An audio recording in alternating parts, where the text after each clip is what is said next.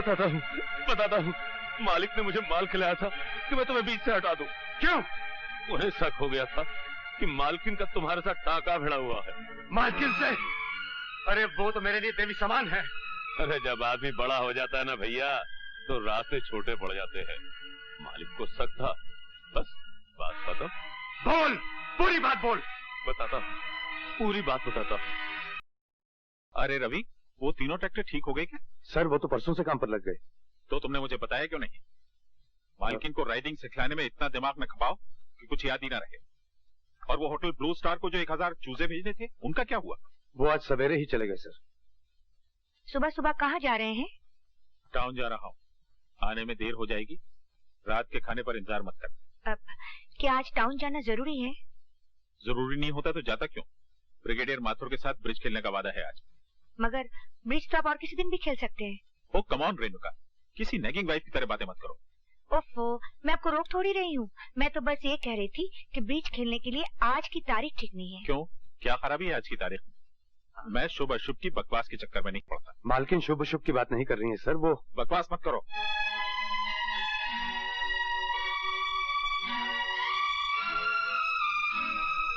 देख लिया ना, इन्हें ब्रिगेडियर के साथ ब्रिज खेलने की डेट याद है, मगर ये याद नहीं कि आज हमारी शादी की सालगिरह है।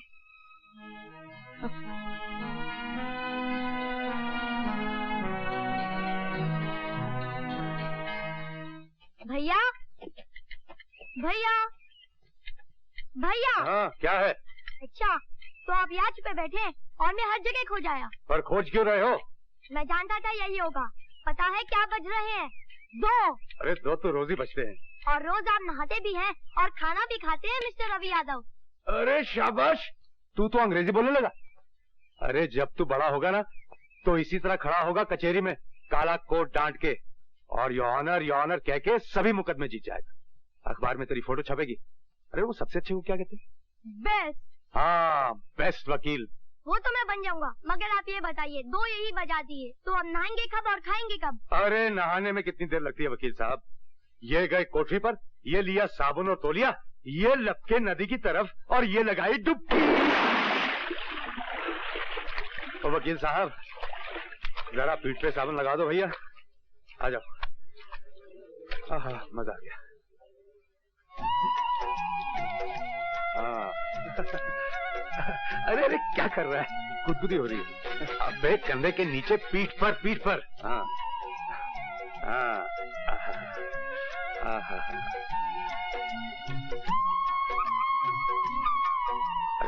अरे ये हाथ कहाँ जा रहा है? देख, मानेगा नहीं तो चड्डी निकालकर पानी में फेंक दूंगा। क्या बोला तू? चड्डी उतारेगा बदमाश? अरे तू यहाँ क्या कर रही है? और इधर हाथ कहाँ जा रहा था? हाँ? दिखता नहीं है क्या? पेट पर साबुन लगा रही हूँ। ये पीछ है। तू भाग यहाँ से, नहीं तो मैं क्या कर लेगा तू? घाघरा पहना हुआ है, उतार के दिखा। अरे तू तो बड़ी बेशर्म होती जा रही है पार्वती। अब तुझसे क्या शर्म? अब भाग यहाँ से, नहीं तो भिगो दूंगा। चलते तवे पर छींटा मत मार पागल, नहीं तो छुट्टी कर दूंगी। अरे तू क्या छुट्टी करेगी? डुबो दूंगा नदी में। असल में तेरा नाम गलत रखा गया है। मेरा नाम पार्वती है, तुझे शंकर होना चाहिए था। छी। अपने छिछोरे मुंह से देवी देवताओं के नाम मत ले, बेशर्म। अरे इसमें बेशर्मी की क्या बात? आखिर तुझे एक दिन मेरा पति तो होना ही है। पति और पत्नी में क्या शर्म? देख पार्वती, मेरा कहा मान, तू बहुत अच्छी लड़की है, मेरे चक्कर में मत पड़। मेरी जिंदगी में रोहन के अलावा किसी और के लिए जगह नहीं है। तू रामदास है ना, उससे उसका नाम लिया, उस बेकर से शादी करूंगी क्या? मैं तो इसलिए कह रहा था क्योंकि रामदास देखा वाला है। देख रवि, उसका नाम मत ले, मगर वो कुत्ता आगे मेरी बहन को खा चुका है। मगर मैं उसकी बात फिर से निकाली तो तेरी छुट्टी कर दोगी। छुट्टी।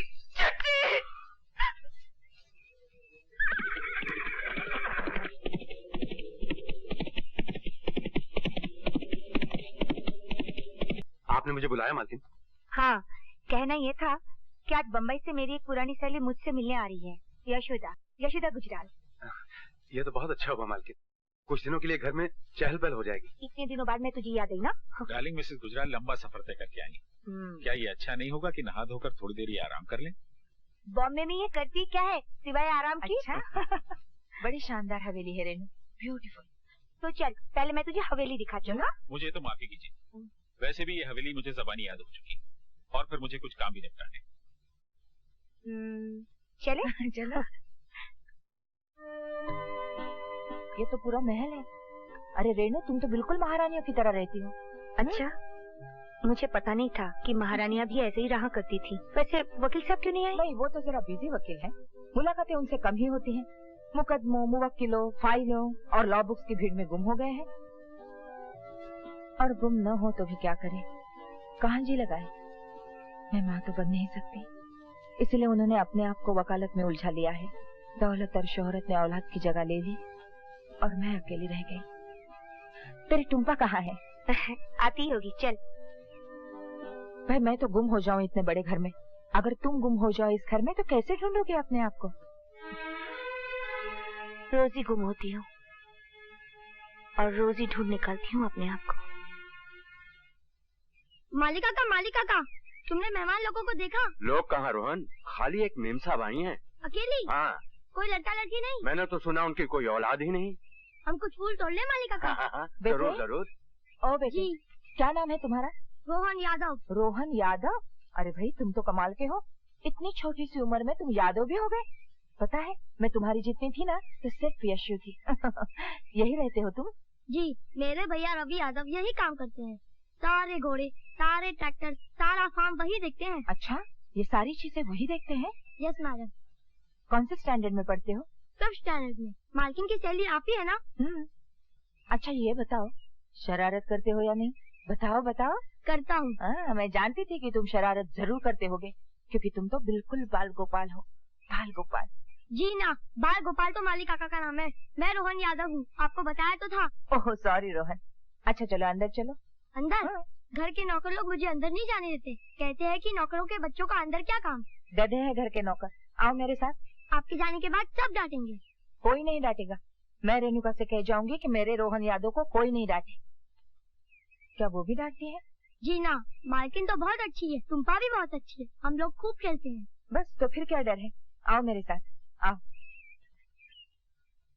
आओ बेटा, आओ आओ। मेरे बाल गोपाल से मिलिए मिस्टर सिंह।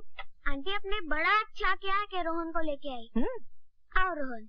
अरे तुम्हारी पायल तो ग्रामोफोन से भी अच्छी बजती है टुम्पा। चलो ना रोहन। हाँ हाँ जाओ खेलो जाओ।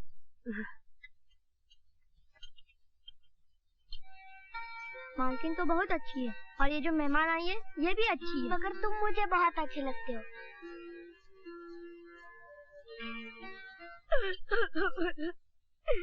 मम्मी मेरी पायल खो गई। नौकरों के बच्चों के साथ खेलोगी तो और क्या होगा? रोहन चोर नहीं है। क्यों? क्योंकि वो तुम्हारे फेवरेट रवि यादव का भाई। पायल इसी लौंडे ने चुराई होगी। बोल, इसकी पायल चुरा कर कहाँ रखी है? डैडी, ये चोर नहीं है, ये मेरा फ्रेंड है। तुम चुप रहो बेटी। बोल। मैंने चोरी नहीं किया भैया। आप चुप रहिए मिसेस गुजराल। मालिक, मालिक, बिटिया की पायल तो गुलाब के झाड़ में पड़ी मिली है। ये देखिए। जरूर इसी ने छुपाई होगी। मैंने कहा था ना, रोहन चोर नहीं है। मैंने चोरी नहीं किया भैया, मैंने चोरी नहीं किया। अरे इसीलिए तो मना करता हूँ। हवेली के अंदर और हवेली के बाहर के फर्क को पहचान रोहन। हम दोनों हवेली के बाहर की चीज है। चल। आपको बच्चे को मारना नहीं चाहिए था।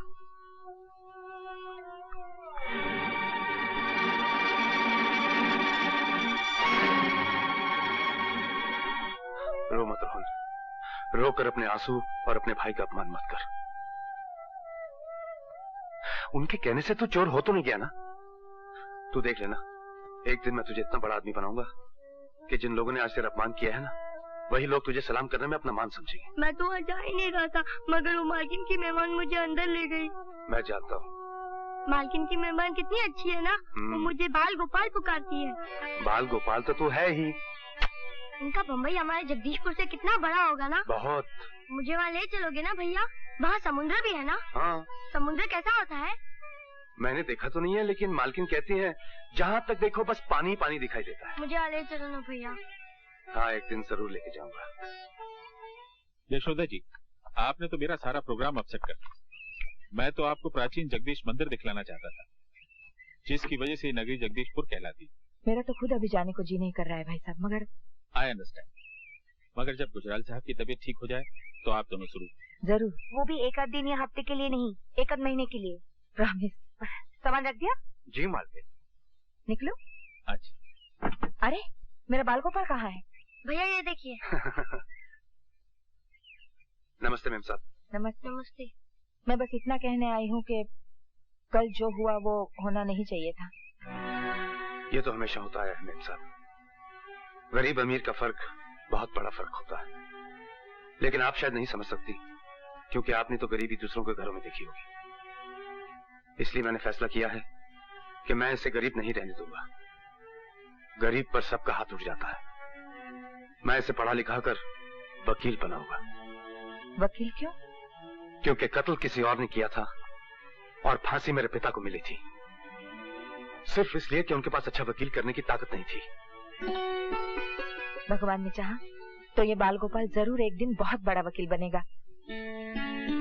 मुझे भूल मत जाना, और अगर मैं ना आ पाऊँ तो मुझसे मिलने बम्बई जरूर आना। आओगे ना? जी। नमस्ते। नमस्ते।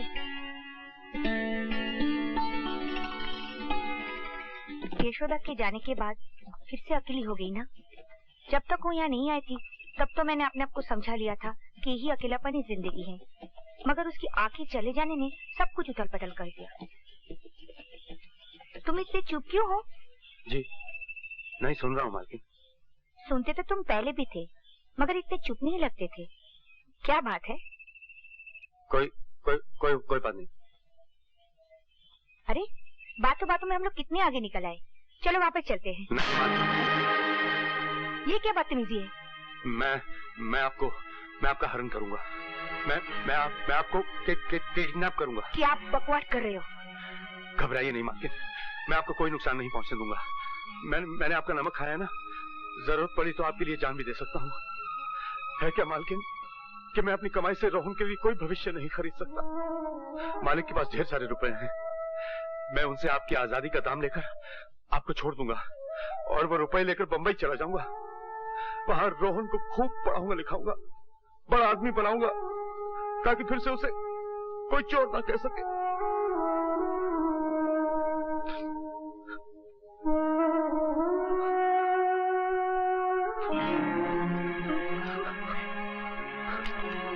घर चलो, घर चलो।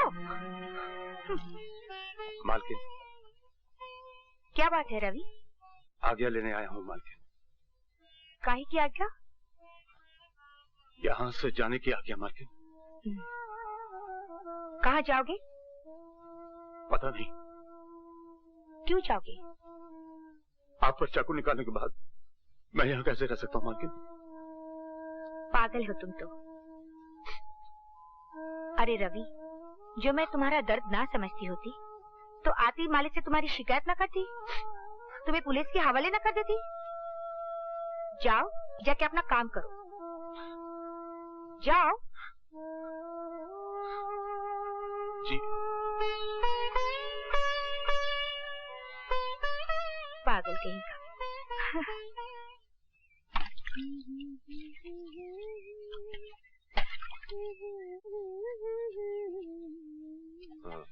क्या?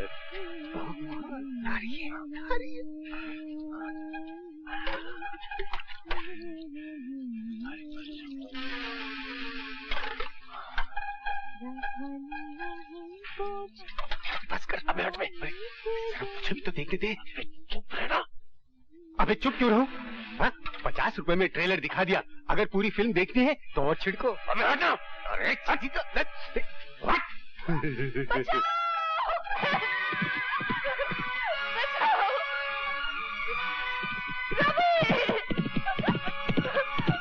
को मार रवि, खत्म कर दे शराबी को, छुट्टी कर दे इसकी।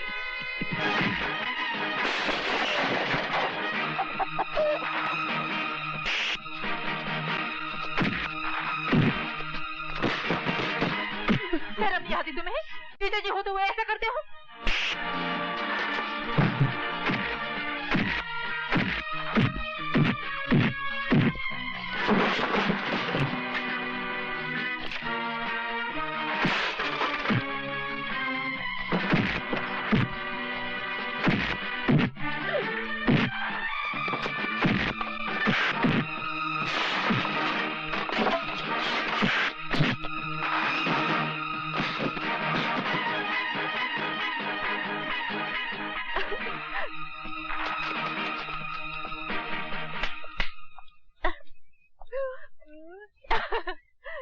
खिड़की दरवाजे बंद करके नहाना सीख।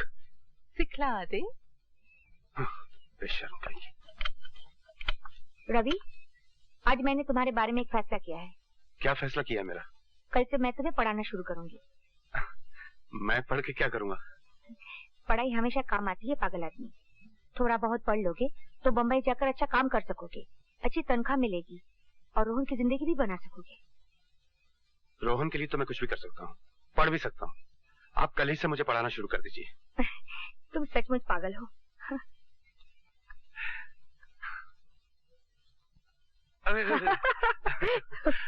फिर भूलोगे? नहीं, फिर नहीं भूलूंगा। अच्छा, फिर से सुनाओ। BAT बैट, बैट माने बैट। CAT कैट, कैट माने बिल्ली। राइट। RAT रैट, रैट माने चूहा। That's right. क्या हो रहा है ये? अरे, मैं रवि को पढ़ा रही थी, मगर आप इतनी जल्दी कैसे आ गए? क्यों, मेरा आना बुरा लगा? बात करना सीखिए सिंह साहब। तुम जाओ यहाँ से। जी। मेरे घर में ये सब नहीं होगा। क्या सब नहीं होगा? क्या हो रहा था यहाँ? Shut up!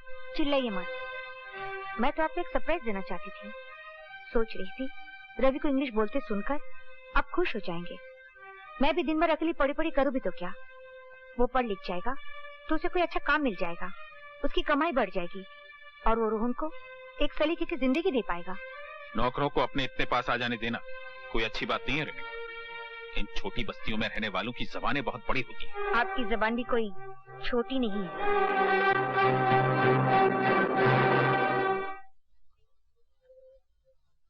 नमस्ते मालकिन।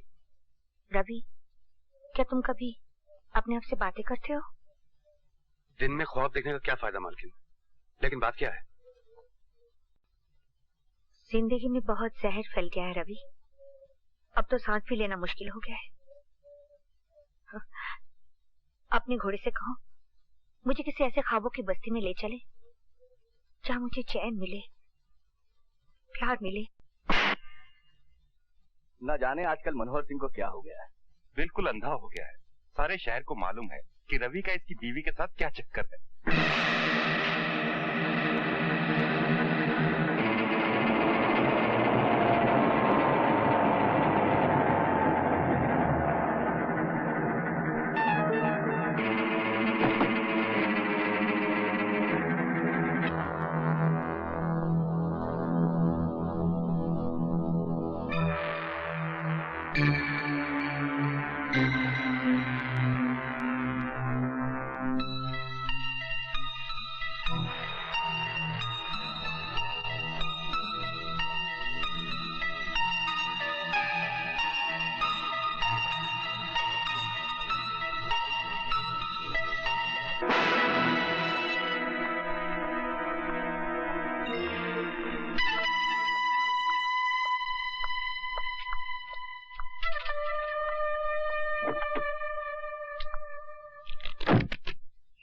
रवि, तू मुझे मेले में लेके जाएगा?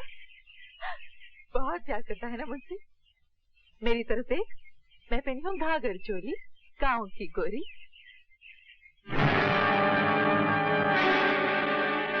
तुम? हाँ मैं। अरे मैं तुझे मेले में ले जाऊंगा और उससे पहले मैं तेरी जवानी का मेला देखूंगा। मेरे पास नहीं आना, वरना तेरी छुट्टी कर दूंगी। अच्छा? मैं सिर्फ रवि की हूँ। रवि!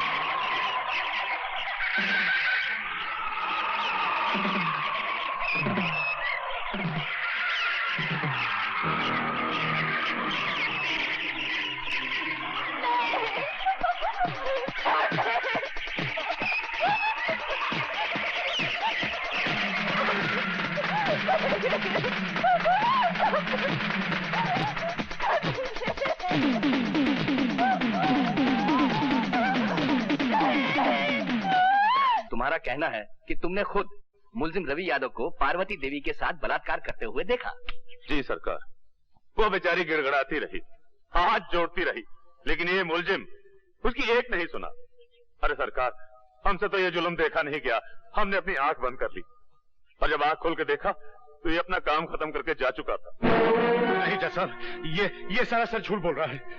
और पार्वती देवी वहां मरी पड़ी थी। तुमने पार्वती देवी को बचाने की कोशिश क्यों नहीं की? अरे साहब, आप इसको नहीं जानते। अगर हम उसे बचाने की कोशिश करते तो उसकी लाश के बगल में आप हमारी लाश भी पाते। Your witness. No questions. आप मुलजिम के बचाव के वकील हैं और आप गवाह से कोई सवाल नहीं करना चाहते जिसका बयान मुलजिम को फांसी के तख्ते तक ले जा सकता है। मुलजिम को अपने वकील से झूठ नहीं बोलना चाहिए योर ऑनर। इस मुलजिम ने मुझसे कहा था कि इसने बलात्कार नहीं किया, मगर अब ये मोजिज़ गवाह ये बयान दे रहा है कि इसने खुद अपने आंखों से बलात्कार होते हुए देखा। तो इस गवाह से मैं क्या सवाल करूं?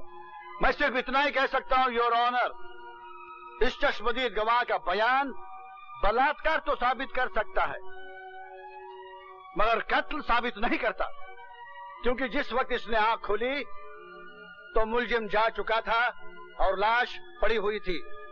हो सकता है योर ऑनर मुलजिम ने उसे जिंदा छोड़ा हो सकता है किसी और ने पार्वती देवी का कत्ल किया हो। इसलिए अदालत ने अगर इसे फांसी की सजा दी तो वो सरासर अन्याय हो जाएगा योर ऑनर।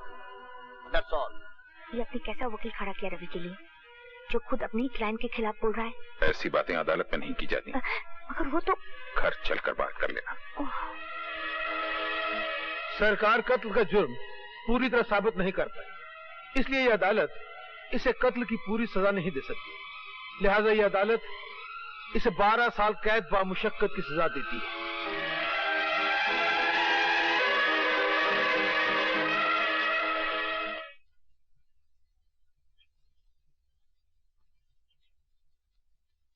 मालकिन, नमस्ते। नमस्ते। आओ बेटा रोहन। क्या देख रहे थे? ये घर तुम्हारा है। भैया कहाँ है? भैया अभी आते होंगे। चलो। अच्छा मालकिन, मैं चलता हूँ। 3 बजे की गाड़ी से मुझे जगदीशपुर जाना है। नमस्ते। नमस्ते। चलो। आखिर मानी नहीं तुम यशोदा, ले यहीं से। अब ये हमारा बेटा है। व्हाट इज योर नेम बेटा? My name is Vasu Gujral. And what is your mother's name? Her name is Yashoda. Yashoda Gujral. हाँ। अब अपने डैडी का नाम बताओ और उनके चरण छुओ। मेरे डैडी का नाम सूर्यकांत गुजराल है। पाँव छूने की बिल्कुल जरूरत नहीं। यशोदा, तुम शौक से इसकी माँ बन सकती हो, मगर मैं इसका बाप नहीं बनूंगा। मैं किसी मुजरिम कातिल के भाई को गोद नहीं ले सकता। That is final. अब ये तुम्हारी माँ भी है और बाप भी, 2 in 1। तुम इन्हें माता श्री कहो, माता जी कहो, अम्मा कहो, मम्मी कहो, कुछ भी कहो, मुझे तुम डैडी नहीं कहोगे। क्या नहीं कहोगे? डैडी। हाँ, डैडी। डरो मत बेटा। क्या मैं उन्हें डैडी नहीं कह सकता? अरे ये तो उनका दुर्भाग्य हुआ ना कि तुम जैसा बेटा उन्हें डैडी नहीं कहेगा। तो फिर मैं क्या कहूँ? तुम उनका नाम जानते हो, सूर्यकांत गुजराल, तो तुम उन्हें मिस्टर गुजराल कहा करो। तुम समझ ही नहीं सकती रेणुका कि मेरी जिंदगी में वासु की क्या जगह है। धूप का टुकड़ा भी वही और छाव का टुकड़ा भी। उसके आने के बाद मेरा अकेलापन हमेशा के लिए खत्म हो चुका है। मैं तुम्हें यह भी नहीं समझा सकती कि अपने बाल गोपाल को मैं कितना चाहती हूँ। बस ये समझ लो कि मैं ही उसकी देवकी हूँ और मैं ही यशोदा। मैं इस बाल गोपाल के लिए तुम्हारा जितना भी शुक्रिया अदा करूँ कम है। बहुत बहुत प्यार के साथ तुम्हारी यशोदा।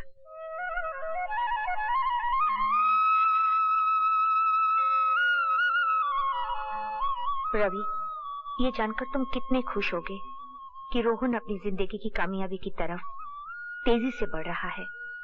जो जिम्मेदारी तुमने मुझे सौंपी थी उसे पूरा होते देखकर मुझे ऐसा लग रहा है कि मेरा वचन पूरा हो गया हो।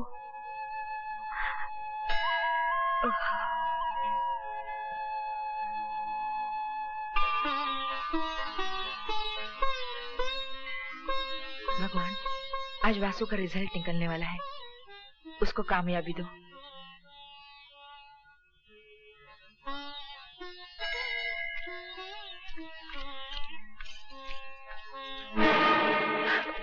जेवर निकालो। अगर मेरे वासु को पता चल गया ना। वासु क्या कुरुक्षेत्र, अर्जुन को गीता का उपदेश देने।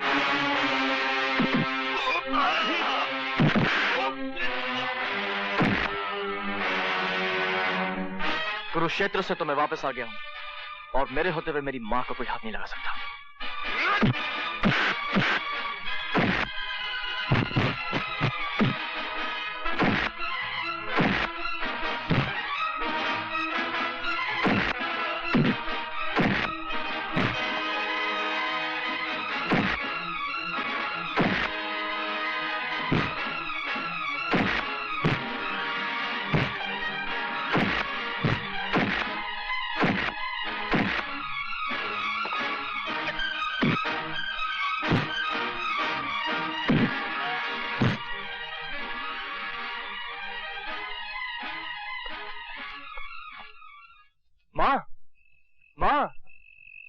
क्या शरारत की है जो मेरे पाँव छू रहा है?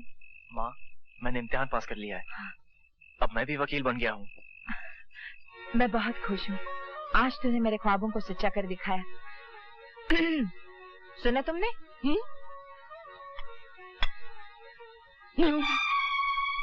वकील साहब, आज तो मैं आपको पिताजी कह सकता हूँ ना? ना, गलती से पास हो गया होगा।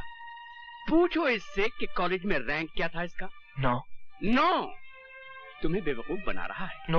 नो, ये पूछो कि स्टूडेंट्स कितने थे। नो मतलब ये कि आखिरी नंबर। यस। रैंक 9 हुआ तो क्या हुआ, पास तो हुआ है। तुमने भी अपनी गाड़ी का नंबर 9 लिया है, टेलीफोन का नंबर 9 चुना है, बंगला खरीदा है वो भी 9 नंबर का। मुझे यह 9 नंबर बहुत पसंद है क्योंकि ये शुभ नंबर है। शुभ नंबर है मगर मेरे लिए, इसके लिए नहीं। तो क्या तुम्हें इसका वकील बनना अच्छा नहीं लगा? अरे भाई, वकालत तो सच को झूठ और झूठ को सच बनाने का कानूनी लाइसेंस है। तो चलो इस दुनिया के झूठों में एक झूठे का इजाफा और हो गया। वकील तो ये बन सकता है मगर हम जैसा सच्चा, खरा और कामयाब वकील कभी नहीं बन सकता। मैंने तुम्हें पहले ही कहा था जब तुम इसे घर लाई थी, और आज भी कह रहा हूँ कि पीतल पर सोने का पानी चढ़ाने से पीतल सोना नहीं बन जाता। तो इसका मतलब है इतने साल गुजर जाने के बाद भी तुम इसे बेटा स्वीकार नहीं करोगे? बिल्कुल नहीं। यशोदा जी ने कृष्ण जी को गोद लिया था तो ये अपने आप को वासुदेव समझ बैठा है। अगर ये वासुदेव है तो मैं भी भीष्म हूँ और अपनी प्रतिज्ञा का पालन करता हूँ कि मुझे मेरे निश्चय से कोई बदल नहीं सकता। तो आप भी मेरा निश्चय सुन लीजिए वकील साहब। एक दिन आएगा और जरूर आएगा जिस दिन आप मुझे बेटा कह के बुलाएंगे, और वो दिन मेरी जिंदगी का सबसे शुभ दिन होगा। वकील साहब, आपने कहा कि पीतल सोना नहीं बन सकता। नहीं बन सकता, ये सच है, मगर एक पौधा बड़ा दरख्त तो बन सकता है जिससे यशोदा माँ के प्यार ने सींचा हो। वकील साहब, मैं तो एक अनाथ था जिसे आपने आसरा दिया। आसरा तो कई देते हैं, लेकिन आपकी कड़वी बातें मेरा हौसला बढ़ाती गई। मैं आपका आभारी हूं और हमेशा रहूंगा। बाय मां। आप खुशी के समय भी कड़वी कड़वी बातें करने से बाज नहीं आते? अरे, उसकी छोटी सी कामयाबी पे तुम इतनी खुश दिख रही हो और मेरी किसी भी कामयाबी पे तुमने इतनी खुशी नहीं दिखाई। हाँ, औरत को बेटे की कामयाबी पति की कामयाबी से हमेशा बड़ी लगती है।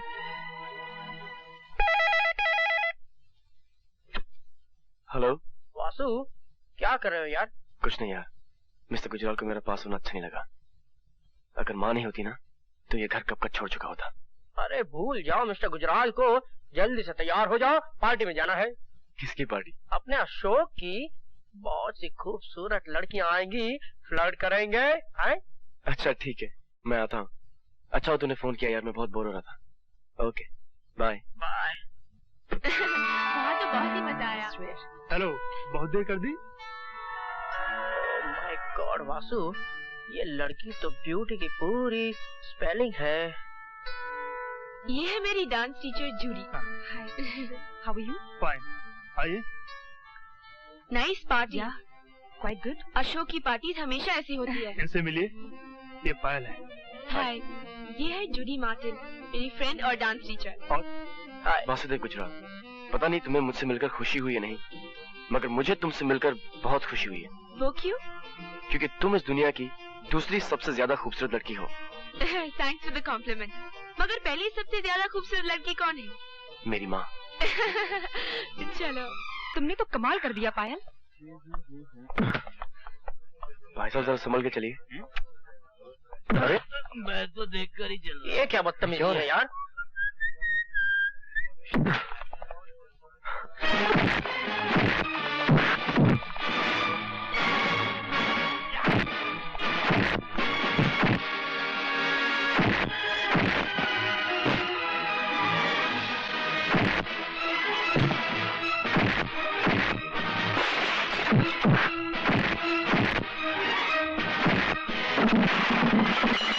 सुखजलाल, मैं अशोक बोल रहा हूँ, आप जल्दी से आ जाइए। बॉस ने पार्टी का सत्यानाश कर रखा है।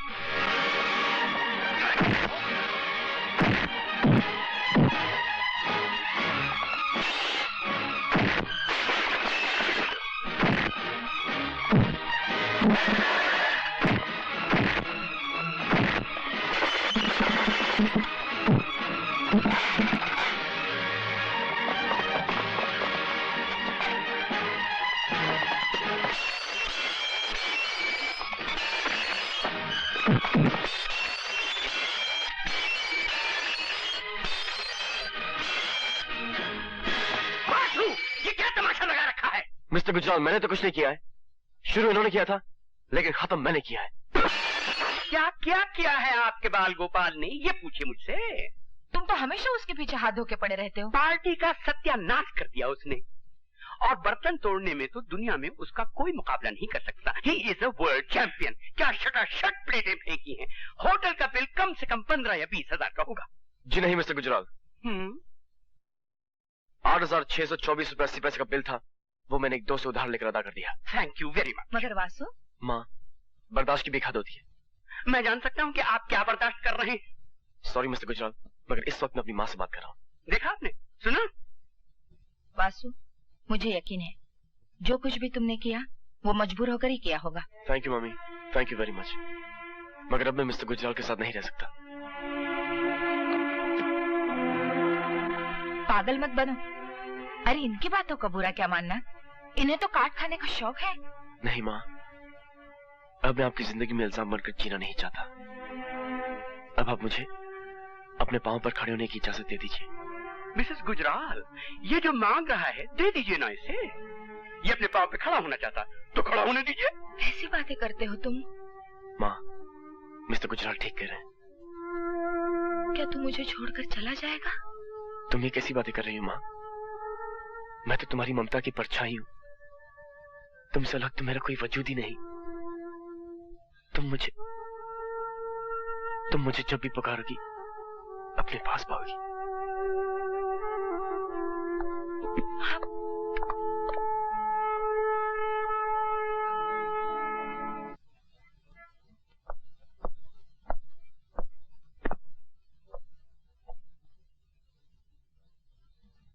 मैं समझ गया। क्या समझे? यही कि उस काले कोट की हर जेब खाली है। But don't you worry my boy, असल चीज है जेब, यू नो, पॉकेट। पॉकेट है तो भरेगा भी। मैं किसी की जेब में नहीं रहना चाहता प्रशांत। कभी कोटा की तमाशा देख। इस डिस्कस्टिंग यार।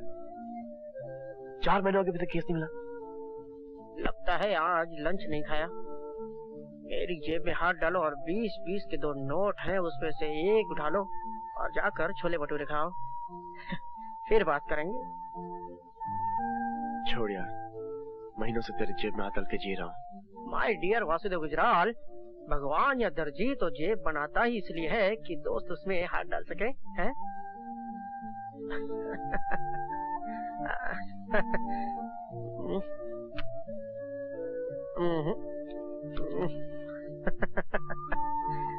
चलता हूँ। जिस तरह से आज तुमने लंच नहीं खाया उसी तरह आज मैं डिनर नहीं खाऊंगा। एक कॉफी और हो जाए, क्योंकि वो बात जिसका सारे फसाने में जिक्र नहीं अभी तक खत्म नहीं हुई। कॉफी दो।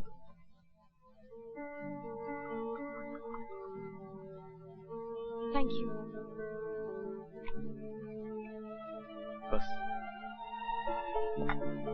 तुमने मेरी कहानी तो पूरी सुन ली है। अब मैं तुम्हें एक अदद फुटनोट सुनाता हूँ। फुटनोट यह है कि आम आदमी के खून की तरह मेरा खून भी लाल ही है, ब्लू नहीं। Don't talk rubbish. मैं तो खानदान वानदान और बैकग्राउंड के चक्कर में पड़ती ही नहीं। असल चीज तो आदमी है, द इंडिविजुअल। मैं गंगा जमुना बैकग्राउंड वाले बहुत से लिटरों को जानती हूँ। उनके ब्लू ब्लड से इतनी बदबू आती है कि तुम मिनट भर उनके पास ठहर नहीं सकते। यानी आई हैव अ चांस? यानी you have more than a chance. You are a fighter यार। और मैं अभी अपनी स्टेटमेंट पर एक किस किसी लगाने को भी तैयार हूँ। किस को तो अभी टाली जाओ, क्योंकि मुझे अभी एक किस से ज्यादा एक केस की जरूरत है। केस? तुम मेरे किस पर एक केस को प्रेफरेंस दोगे? वो किस तो मेरा हो ही चुका है, राइट? मगर अभी मैंने उस किस पर अपना हक कहाँ साबित किया है? ये तो साबित कर लेने दो कि मैं एक फाइटर हूँ, और ये साबित करने के लिए मुझे एक ऐसा केस चाहिए जो मेरी वकालत को अपने पैरों पर खड़ा कर सके। पैरों पर खड़ा कर सके? I got it. Got it? Got what? I mean पैर। एक case. Case of the missing feet. Hi everybody. Grandpa. ये है मेरे दोस्त वासुदेव गुजराल। नमस्ते। ये बोल नहीं सकते, और ये है मम्मी। ये देख नहीं सकती, और ये है। इन्हें तो मैं पहचानता हूँ। ये है तुम्हारी डांस टीचर जूडी। हाय जूडी। याद है पहली बार जूडी ने कहा था that we are made for each other? और जूडी जैसे ही तुमने कहा था मैं तड़ से मान गया।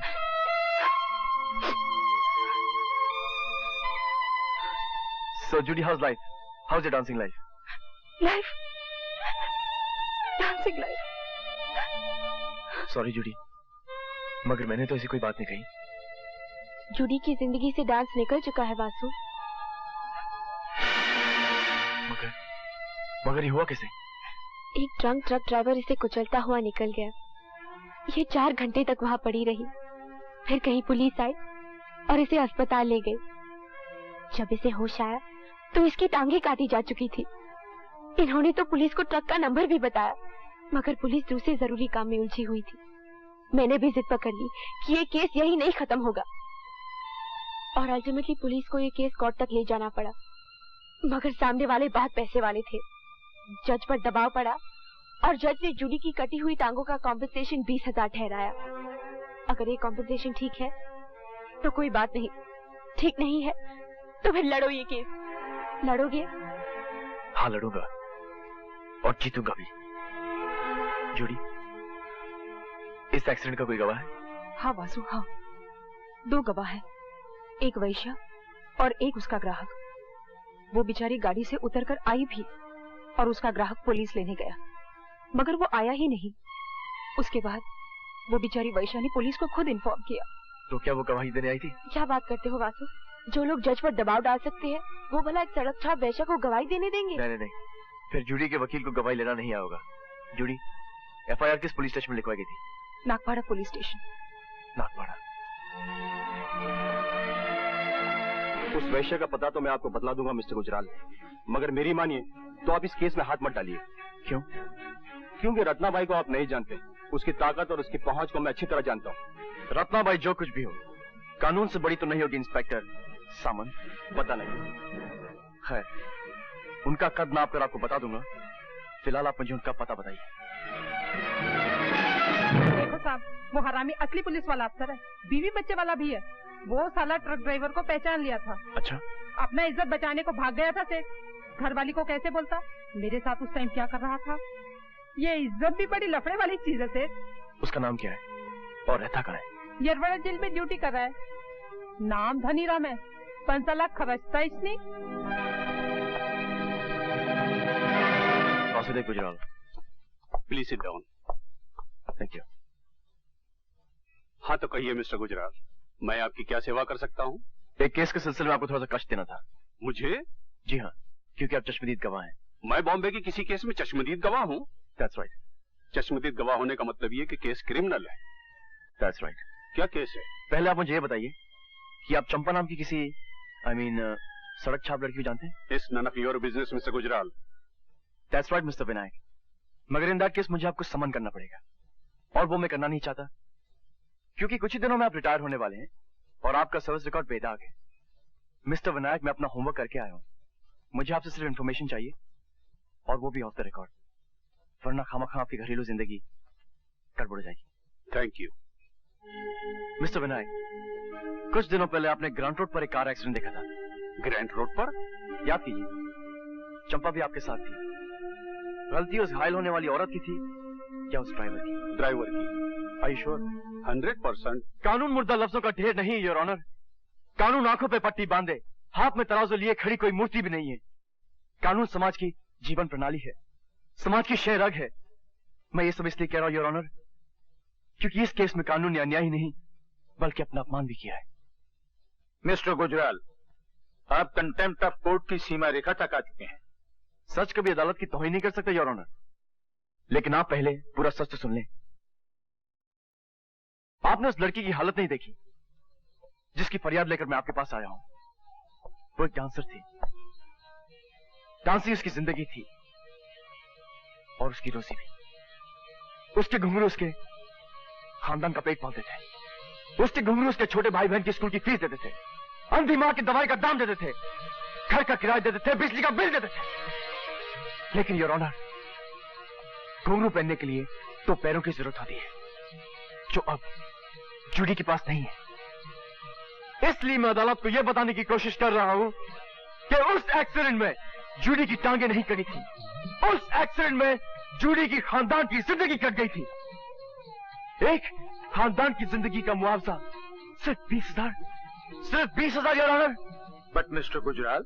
योर ऑनर, मैं यहां मुआवजा मांगने नहीं आया हूं, मैं यहां इंसाफ की तलाश में आया हूं, क्योंकि इंसाफ ही उस औरत के जख्मों का मलहम बन सकता है। मगर कानून सिर्फ कटी हुई टांगों का मुआवजा दे सकता है मिस्टर गुजराल। मैं मानता हूं योर ऑनर, मगर पहले उस पैर की कीमत तय करनी पड़ेगी। एक डांसर की पैर की कीमत क्या हो सकती है योर ऑनर? एक डांसर की पैर की कीमत तो कोई बिरजू महाराज ही तय कर सकते हैं। मैं समझता हूं mister Gujral, I understand. No your honour, you still don't understand. अब तक इस अदालत ने मिस जूडी को देखा ही नहीं, इसलिए मैं दरख्वास्त करूंगा कि यह अदालत एक कमीशन बनकर मिस जूडी के घर चले और देखे कि उस घर में मिस जूडी के कटे हुए पैरों का क्या मतलब है, और उन कटे हुए पैरों का मतलब समझ लेने के बाद यह अदालत मिस जूडी के लिए कोई मुनासिब मुआवजा तय करे। That's all your honour.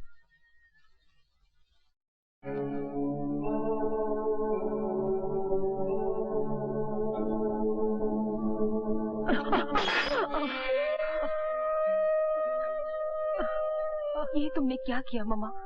दवा तो बह गई। इसमें तो अभी 2 दिन की दवा थी बेटी। अरे मैं कहती हूँ छोड़ मेरी आंखों को, मैं तो इस डर से मरती भी नहीं कि मेरे बरियल का खर्चा कहाँ से आएगा। 7 रुपए 80 पैसा फेंकने की कोई जरूरत नहीं, मैं तो अंधी ही ठीक हूँ। यस मम्मा, तुम अंधी ठीक हो, मैं लंगड़ी ठीक हूँ, और ग्रैंडपा गूंगे ठीक है, मगर टोनी, जॉनी और लीजा के लिए क्या ठीक रहेगा? वैसे इसको हुसैन तीनों का नाम कर चुका है। खैर, टोनी और जॉनी किस्सा विसा काट के जी लेंगे, मगर लीजा क्या करेगी मम्मा, क्या करेगी? अब अंदर चलें your honour. By God mister Gujral, ये जिंदगी तो कोई 10 मिनट भी नहीं जी सकता। You're wrong, योर ऑनर, ये जिंदगी तो ये लोग जिंदगी भर जिएंगे। चलिए। And you? मैं बाद में आऊंगा।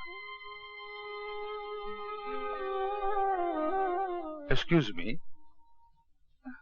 जज साहब, आप प्लीज जज साहब हम पर दया कीजिए। मुझे मालूम है कि 6 महीने का किराया देना बाकी है, मैं कुछ न कुछ करके ये किराया अदा कर दूंगी सर। आप लैंडलॉर्ड को इतना बता दीजिए कि जूडी एक मजबूर छोकरी है। बस सर, मुझे थोड़ा सा वक्त दीजिए प्लीज।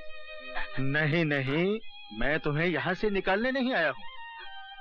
मैं तो तुमसे ये कहना चाहता हूँ कि तुम्हें वाकई कम मुआवजा मिला था। तुम्हें कम से कम 5 लाख मुआवजा मिलना चाहिए, ताकि तुम अपने खानदान समेत इज्जत के साथ जी सको, अपनी माँ का इलाज करवा सको, अपने भाइयों और बहनों को अच्छी एजुकेशन दे सको। Thank you sir, thank you very much. मेरा शुक्रिया मत अदा करो जूडी, अपने वकील मिस्टर वासुदेव गुजराल का शुक्रिया अदा करो जो मुझे यहाँ लाए। Thank you mister Gujral. Thank you sir. मेरे ख्याल में तो 5 लाख ठीक रहेगा mister Gujral. Yes sir. Okay. Thank you, thank you. वो 2 टके का वकील कौन है जिसने हम पर 5 लाख रुपए का जुर्माना ठुकवा दिया? कोई नया छोकरा है सरकार, तो खरीद क्यों नहीं लिया उसको? तब किसको पता था सरकार कि वो इस केस का गड़ा मुर्दा उखाड़ कर जूड़ी को 5 लाख रुपए कॉम्पेंसेशन दिलवाएगा। और सुना है कि वो छोकरा बिकाऊ भी नहीं है। बिकाऊ नहीं है तो खर्च कर दो साले को। एक ससुरी नाचने वाली की टांगों के लिए 5 लाख। मुबारक हो रवि यादव, आज फिर 212 से तुम रवि यादव हो रहे हो। तुम्हें तुम्हारी पहचान वापस मिल रही है। 12 बरस के बाद रवि यादव का नाम सुना है साहब। कुछ दिन तो लगेंगे ये समझने में कि ये नाम मेरा ही है, लेकिन कम से कम दिन लगाना। जल्द से जल्द ये भुलाने की कोशिश करना रवि यादव कि 12 साल तक तुम सिर्फ 212 रहे। अब तुम्हारा क्या इरादा है? अपने रोहन को खोजना है साहब। आप तो जानते हैं उसके सिवा मेरा कोई है ही नहीं। आपने भी तो उसका पता लगाने की कितनी कोशिश की थी। हाँ, न तुम्हारी मालकिन का पता लगा और न ही तुम्हारे भाई का। मगर हैरानी की बात यह है कि इस तरह दो जीते जागते लोग लापता कैसे हो गए? अब तो मैं रवि यादव बन चुका हूँ ना साहब, मैं ढूंढ लूंगा उनको। Oh Vasu, you are really great. Judy और उसकी फैमिली को तो तुमने दूसरी जिंदगी दी है, and for that I must thank you. खाली शुक्रिया से काम नहीं चलेगा। अरे भाई, शुक्रिया की गिफ्ट रैपिंग तो की नहीं जा सकती। की जा सकती है। वो कैसे? फोटो पे पेस्ट कर दो। ओह कम ऑन यार। मैं जाता तो तुम जरूर घपला करोगी। पर मैंने वादा क्या किया था? तुमने कहा था मेरा मुंह चूमने को जी चाहता है। मैंने कहा था कि केस दो तो मैं केस दूंगा। अब क्योंकि मैं वो केस जीत चुका हूँ, इसलिए मैं अब किस दूंगा नहीं बल्कि किस लूंगा। अंडरस्टैंड? अरे किस कोई चेंज थोड़ी है कि आदमी जेब में हाथ डाले और निकाल कर दे दे। और मैं क्या पागल हूँ कि किस लेने देने की बात करूंगी? आपने ख्वाब देखा होगा मिस्टर वासुदेव गुजराल, और आप तो अच्छे खासे लॉयर है, सबूत और गवाह की बात हमेशा करते रहते हैं। और आपके पास इस बात का कोई सबूत है कि मैंने ऐसा वादा किया था? कोई आई विटनेस है? विटनेस तो है योर ऑनर, मगर गूंगे हैं, बोल नहीं सकते। एक्चुअली 4 विटनेस है, 4। और चारों के चारों गूंगे हैं। कौन है वो? मेरे और आपके कान, जिन्होंने 21 वाली बात सुनी थी। मैं इन गवाहों को नहीं मानती। ये धोखेबाज, यू चीट।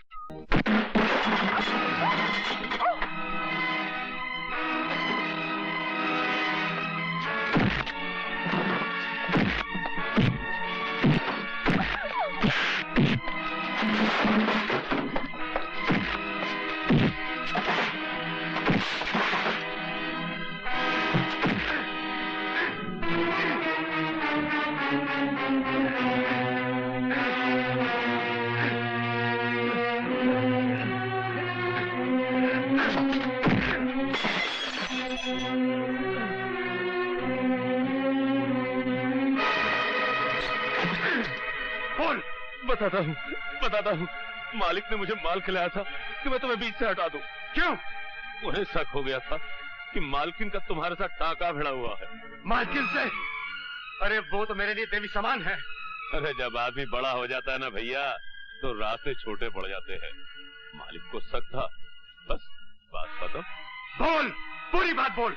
बताता, पूरी बात बताता। तू मुझे ब्लैकमेल करेगा नमक हराम? हम तो अंग्रेजी जानते भी नहीं मालिक। आज तू तीसरी बार पैसे मांग रहा है और घुमा फिरा कर उसी हरामजादे की बात निकाल लेता है। अरे रुपया तो हाथ का मैल है मालिक, और आपके पास इस मैल की कोई कमी भी नहीं है। भगवान मालकिन को जिंदा रखे, बस चेक की तरह काटते जाइए आप उन्हें। जरा सोचिए तो कैसी कैसी खिदमत की है मैंने आपके वास्ते।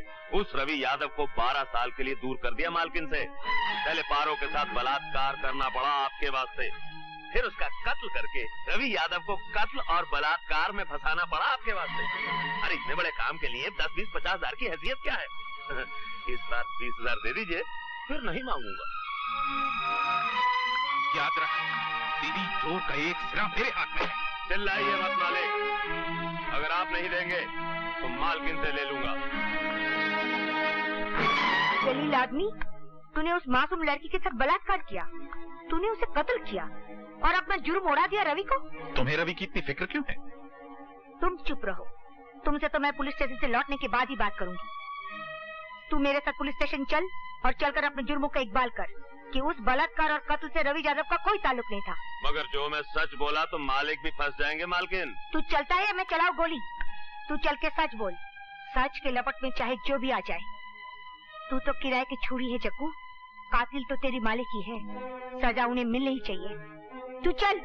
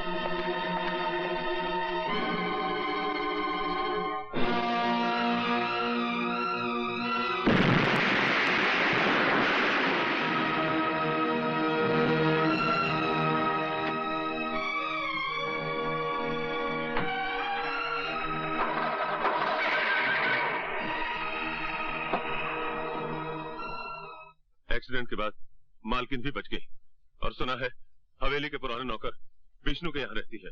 और मनोहर सिंह वो अपनी बेटी को लेकर बंबई चला गया पुलिस के डर से। आइए।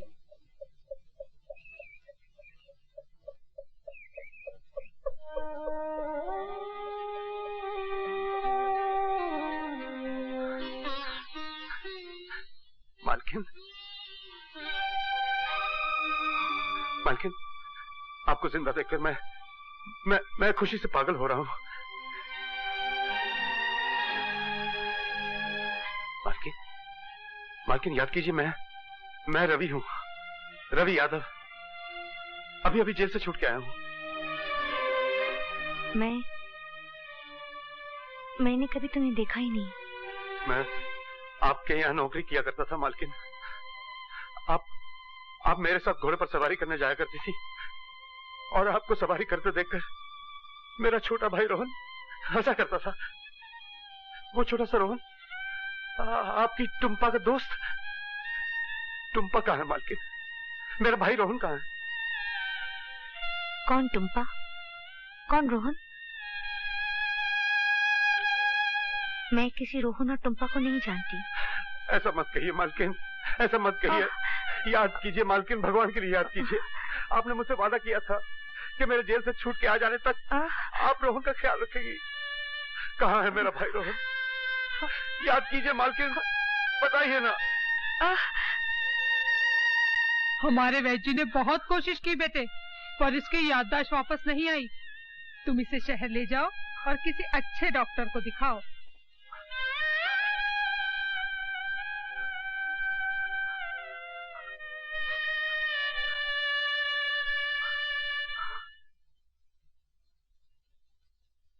घबराइए नहीं, ये अच्छे हो जाएंगी।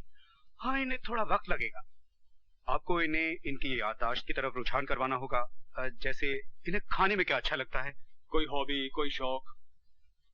कुछ दिनों बाद आप इन्हें फिर से मेरे पास लेकर आइए, तब मैं ये तय करूंगा कि इनका ट्रीटमेंट किस एंगल से शुरू किया जाए। और कुछ? जी वो मतलब 200 रुपीज। जी।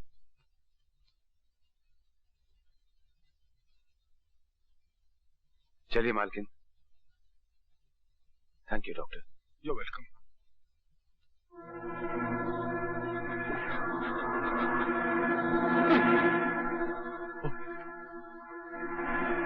जोसेफ, ये बैग रखना, मेरे पीछे पुलिस लगी हुई है।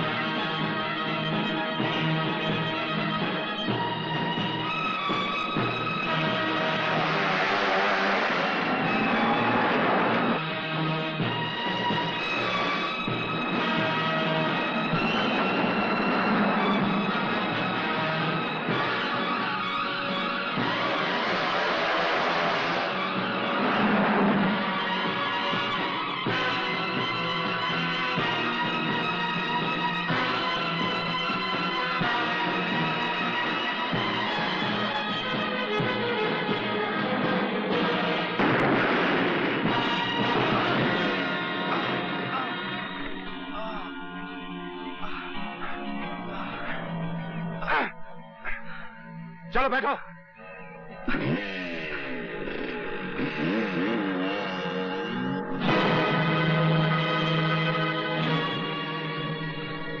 चलो उतरो। मेरा नाम जोसेफ लोबो है, तुम्हारा नाम क्या है? मैं तुम जैसों को अपना नाम नहीं बताया करता। तुम्हारे लिए मैं 212 हूँ। 212? अच्छा ये बताओ 212, जब तुम मुझ जैसे को अपना नाम नहीं बता सकते तो फिर तुमने मुझे बचाया क्यों? मैं 1 नंबर का आदमी हूँ और तुम्हारे पास 2 नंबर का माल है। अच्छा, मतलब तुमने मुझे नहीं इस बैग को बचाया। आदमी तेज भी हो काम के भी हो। अब तुम मुझे वो कहावत सुनाओगे कि जान है तो जहान है। ये लो। अपना गंदा बैग अपने पास रखो। अपनी जान बचाने की मजदूरी निकालो। 10,000 रुपए। 10,000? मेरी जान की कीमत उससे कहीं ज्यादा है 212। 10,000 निकालो, मुझे देर हो रही है। जानते हो इस बैग में कितना माल है? 80 लाख के हीरे और 10 लाख कैश। अब भी सिर्फ 10,000 लोगे? बहुत बकते हो तुम। 10,000 रुपए निकालो और अपना रास्ता नापो। कमाल के आदमी हो। 4 दिन मेरे साथ काम करो, करोड़पति बना दूंगा। मैं तुम जैसे मैले आदमियों के साथ काम नहीं किया करता। अच्छा मान लो अगर मुझे तुम्हारी जरूरत पड़े तो? जब मुझे तुम्हारी जरूरत पड़ेगी तो मैं तुम्हें ढूंढ लूंगा। I don't understand you. कोशिश भी मत करना। ये 212 क्या नाम हुआ? वो तो अपना नाम यही बताता है सर, और हमें नाम से क्या मतलब, हमें तो काम लेना है और ये आदमी हमारे बहुत काम का है सर। ये भी ठीक है, वो जो मांगे वो दो, लेकिन भर्ती कर। इसी बात पर तो वो तैयार नहीं होता सर। मैंने उसे बहुत समझाया पर वो यही कह गया कि जब उसे कोई जरूरत होगी तो वो खुद आ जाएगा। उसने तो अपना पता तक नहीं बताया। अजीब आदमी है, 1,00,000 2 लाख ले सकता था, बस 10,000 लेके गया। भगवान करे उसे जल्दी ही कोई जरूरत पड़े और वो मिलने आए। वो तो बहुत ही काम का आदमी है। मगर वो मुस्तकिल काम नहीं करेगा रत्नाबाई। तू क्या जाने रत्नाबाई और रत्नाबाई की कशिश को। मैं तो चुंबक हूँ, चुंबक। बको मत रत्ना, तुम ढल चुकी हो, गीली बारूद का ढेर हो। उस 212 को मुझ पर छोड़ दो। आओ बच्चों, आओ आओ आओ। ये लो। अरे जल्दी मत करो, सबके लिए बात है। ये लो, तुम भी लो। हाँ, एक एक, सिर्फ एक एक। हाँ, ये लो, सबके लिए है। ये लो, बस एक एक एक, एक। और मेरा नाम विद्या है, मैं स्कूल की टीचर हूँ। जानता हूँ, मेरा नाम रवि है। आप बच्चों को ये किताबें पेंसिल? जिंदगी में खुद तो लिख पढ़ ना सका, इसलिए जब भी पैसे हाथ लगते हैं इन बच्चों पर खर्च करता हूँ। मन को शांति मिलती है। कहाँ रहते हैं आप? वो सामने वाले मकान में। कुछ दिन हुए इस मोहल्ले में आया हूँ। अगर शाम को स्कूल बंद होने के बाद कुछ देर के लिए आप मेरे घर आए तो बहुत उपकार होगा। जरूर आऊंगी।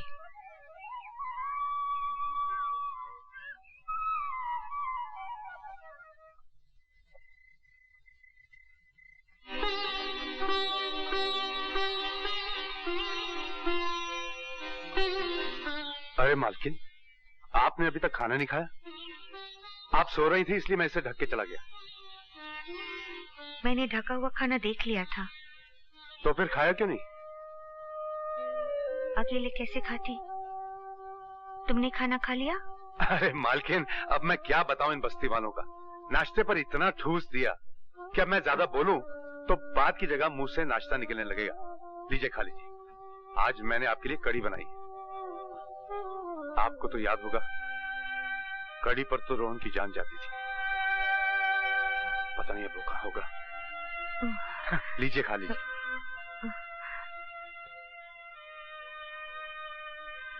अच्छा, तुम मेरे लगते कौन हो जो मेरा इतना ख्याल रखते हो? लगता तो मैं आपका कोई भी नहीं हूं, पर इस भरी पूरी दुनिया में आपके सिवा मेरा कोई है भी नहीं। और आपको मैं याद ही नहीं आ रहा हूं। मैं रवि हूं, मालकिन रवि। याद कीजिए, आप राइडिंग किया करती थी और मैं आपके घोड़े, ट्रैक्टर और फार्म हाउस की देखभाल किया करता था। मैं वही वाला रवि हूं और मेरे साथ मेरा एक छोटा भाई हुआ करता था, रोहन। आप उसका बहुत देखभाल किया करती थी और आपने उसका ख्याल रखने का वादा भी किया था। याद कीजिए, जब आप मिलने आई थी मुझे। मैं तुम्हें कहाँ मिलने आती थी? चिंता मत कीजिए माँ, शीशे की चीजें टूटती रहती हैं। तुम मुझे मालकिन मालकिन क्यों बोलते रहते हो? क्योंकि आप मेरी मालकिन हैं। अच्छा, और मैं क्या क्या हूँ? मेरा मतलब, और किसी की भी तो मैं कुछ लगती होंगी। क्यों नहीं? आपका इतना बड़ा घर था कि क्या बताऊं। आप और मालिक दोनों अकेले। टुम्पा तो हॉस्टल में रहा करती थी। ये टुम्पा कौन? नमस्ते। नमस्ते। मैं स्टूडेंट्स की किताबों का शुक्रिया अदा करने आई थी। बैठी ना। और हाँ, ये बिल्कुल वैसी किताब है, BAT bat, CAT cat, RAT rat, जो आप मुझे पढ़ाया करती थी। और ये रैट तो आपने झल्लाकर मुझसे 100 मर्तबा लिखवाया था। और आपने कहा था कि Ravi, You are a rat, तुम चूहे हो। Excuse me और pardon me, ये भी आप कहा करती थी। आप कहती थी कि रवि, किसी की बात काटनी हो तो पहले एक्सक्यूज मी या पार्डन मी कहा करो। बात कोई खास नहीं कि खुरपी उठाई और काट दी। मेरा सर फटा जा रहा है, मुझे परेशान मत करो। मैं खुद चाहती हूँ कि मुझे सब कुछ याद आ जाए, मगर कुछ याद नहीं आता तो मैं क्या करूँ? ठीक है, आप लेट जाइए, अब मैं आपको परेशान नहीं करूंगा।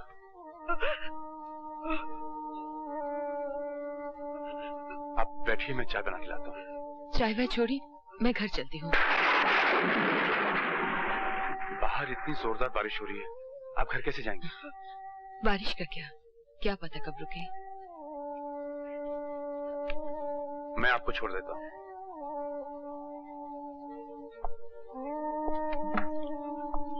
चलिए।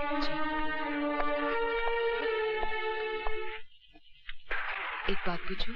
हाँ हाँ, पूछो। आप जिन्हें मालकिन कहते हैं, वो कौन है? मेरी मालकिन थी। उनके बड़े से घर में मैं एक छोटा सा नौकर हुआ करता था और मेरा एक छोटा भाई था। आपके भाई कहाँ है? मालकिन की यादों की किसी गली में। और मालकिन? मालकिन और मेरे बीच 12 बरस का एक सन्नाटा है। ना उनका कोई रहा और ना ही कोई मेरा। मुझे सब कुछ याद है और उन्हें कुछ भी याद नहीं। उनकी यादों के साथ मेरा भाई रोहन भी गुम हो गया है। उनकी यादें मिले तो मेरा भाई रोहन मिल जाए। और ये 12 बरस का सन्नाटा क्यों? मैं जेल में था। जेल? गवाहों का कहना था कि मैंने एक लड़की के साथ बलात्कार किया और फिर उसे मार डाला।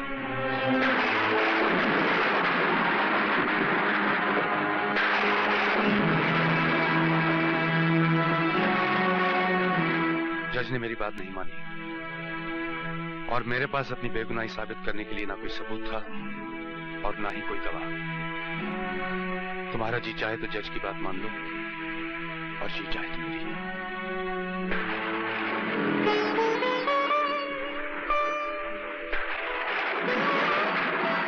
मैं जज की बात नहीं मानूंगी।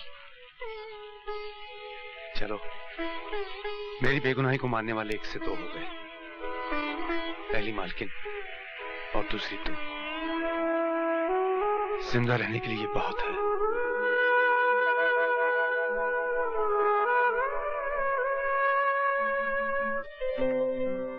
स्माइल, थोड़ा सा और स्माइल करो ना, और थोड़ा सा। तुम मेरी तस्वीर खींच रहे हो या मेरी दांतों की? बात हो गया, चलो चलकर कहीं बैठते हैं। चलो चलो। वासु, तुम मुझसे प्यार करते हो? ये कैसा सवाल है? बोलो ना। हाँ, अपनी जान से भी ज्यादा प्यार करता हूँ, बहुत प्यार करता हूँ। लेकिन तुम मुझसे प्यार क्यों करते हो? क्योंकि तुम दुनिया की सबसे बदसूरत लड़की हो। क्या? हाँ, अरे जो भी मैं कहूँ उसका एकदम उल्टा समझ लेना। मैं तो किसी दूसरी लड़की की तरफ आंख उठा के भी नहीं देखूंगा। सच? सच। तुम वहां क्या देख रही हो? वो जो लोग खड़े हैं ना, वो हिंदुस्तान की सबसे खूबसूरत लड़की को देख रहे हैं, जो इस साल मिस इंडिया चुनी गई है। क्या कह रही हो? नहीं। अच्छा, मैं भी आया।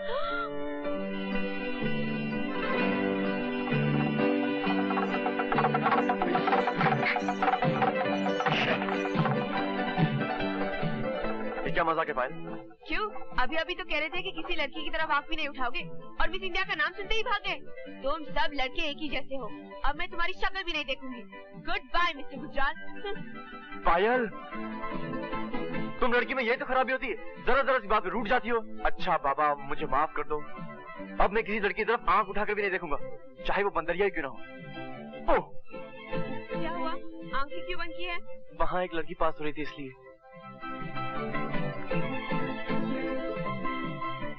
अच्छा बाबा, मान गए। इतना ड्रामा मत करो। अच्छा एक बात बताओ, अगर शादी के बाद मैं किसी वजह से नाराज हो जाऊँ तो क्या तुम मुझे माफ कर दोगे? हाँ, मैं तुम्हारी हर गुस्ताखी माफ करने के लिए तैयार हूँ। ये क्या बदतमीजी है? बस, अभी तो कह रहे थे कि मेरी सारी गुस्ताखियाँ माफ कर दोगे। लेकिन वो शादी के बाद का वाला था, शादी के पहले का नहीं। अच्छा, अगर मैंने तुम्हारी कोई कीमती चीज तोड़ दी तो? मैं तुम्हें माफ कर दूंगी। माफ कर दोगी? पक्का? ये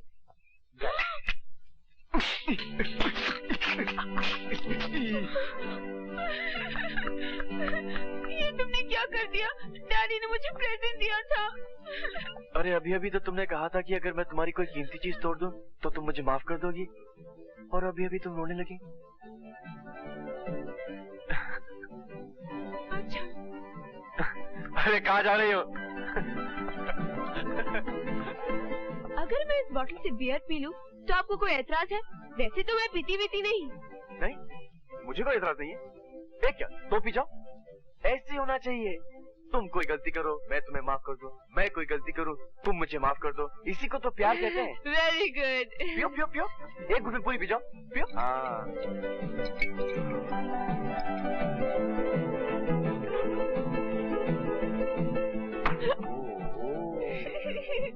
तुम कुछ भी कहो, मैं तुम्हें मोहब्बत की जगह कुछ नहीं कर सकती। You are so sweet। अच्छा, तुम मेरे लिए कुछ भी करोगी? कुछ भी। अगर मैं तुमसे कहूँ कि पानी में कूद जाओ तो तुम पानी में कूद जाओगी? तुम्हारे लिए अपनी जान भी दे दूंगी।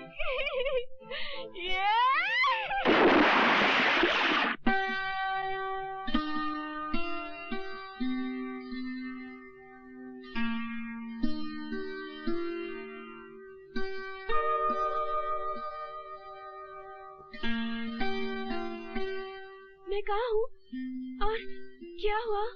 तुम एक डाक बंगले के अंदर हो, और जो कुछ भी हुआ उसके बारे में कहते हुए मुझे शर्म आती है। फिर भी बताओ तो सही। तुम्हें बियर नहीं पीनी चाहिए थी, तुम बहुत नशे में थी। मैं तुम्हें पानी में से उठा के लेके आया हूँ। तुम कहने लगी कि हमारे बीच कोई दीवार नहीं होनी चाहिए। मैंने कहा बिल्कुल ठीक है। फिर तुम अपने कपड़े उतारने लगी। मैंने कहा ये दीवार नहीं, ये तुम्हारी ड्रेस है। शट अप, मैं कुछ नहीं सुनना चाहती। फिर क्या हुआ? फिर तुम मेरे कपड़े उतारने लगी। Shut up. सच सच बताओ ना, फिर क्या हुआ? फिर वो हुआ जो शादी के बाद होना चाहिए था। इसलिए बेहतर यही होगा कि हम किसी मंदिर में जाएं और फौरन शादी कर लें। नहीं वासु, मैं अपनी नजरों से गिर चुकी हूँ। मैं मर जाऊंगी। मैं इस बेशर्मी को नहीं बर्दाश्त कर सकूंगी। मैं खुदकुशी कर लूंगी।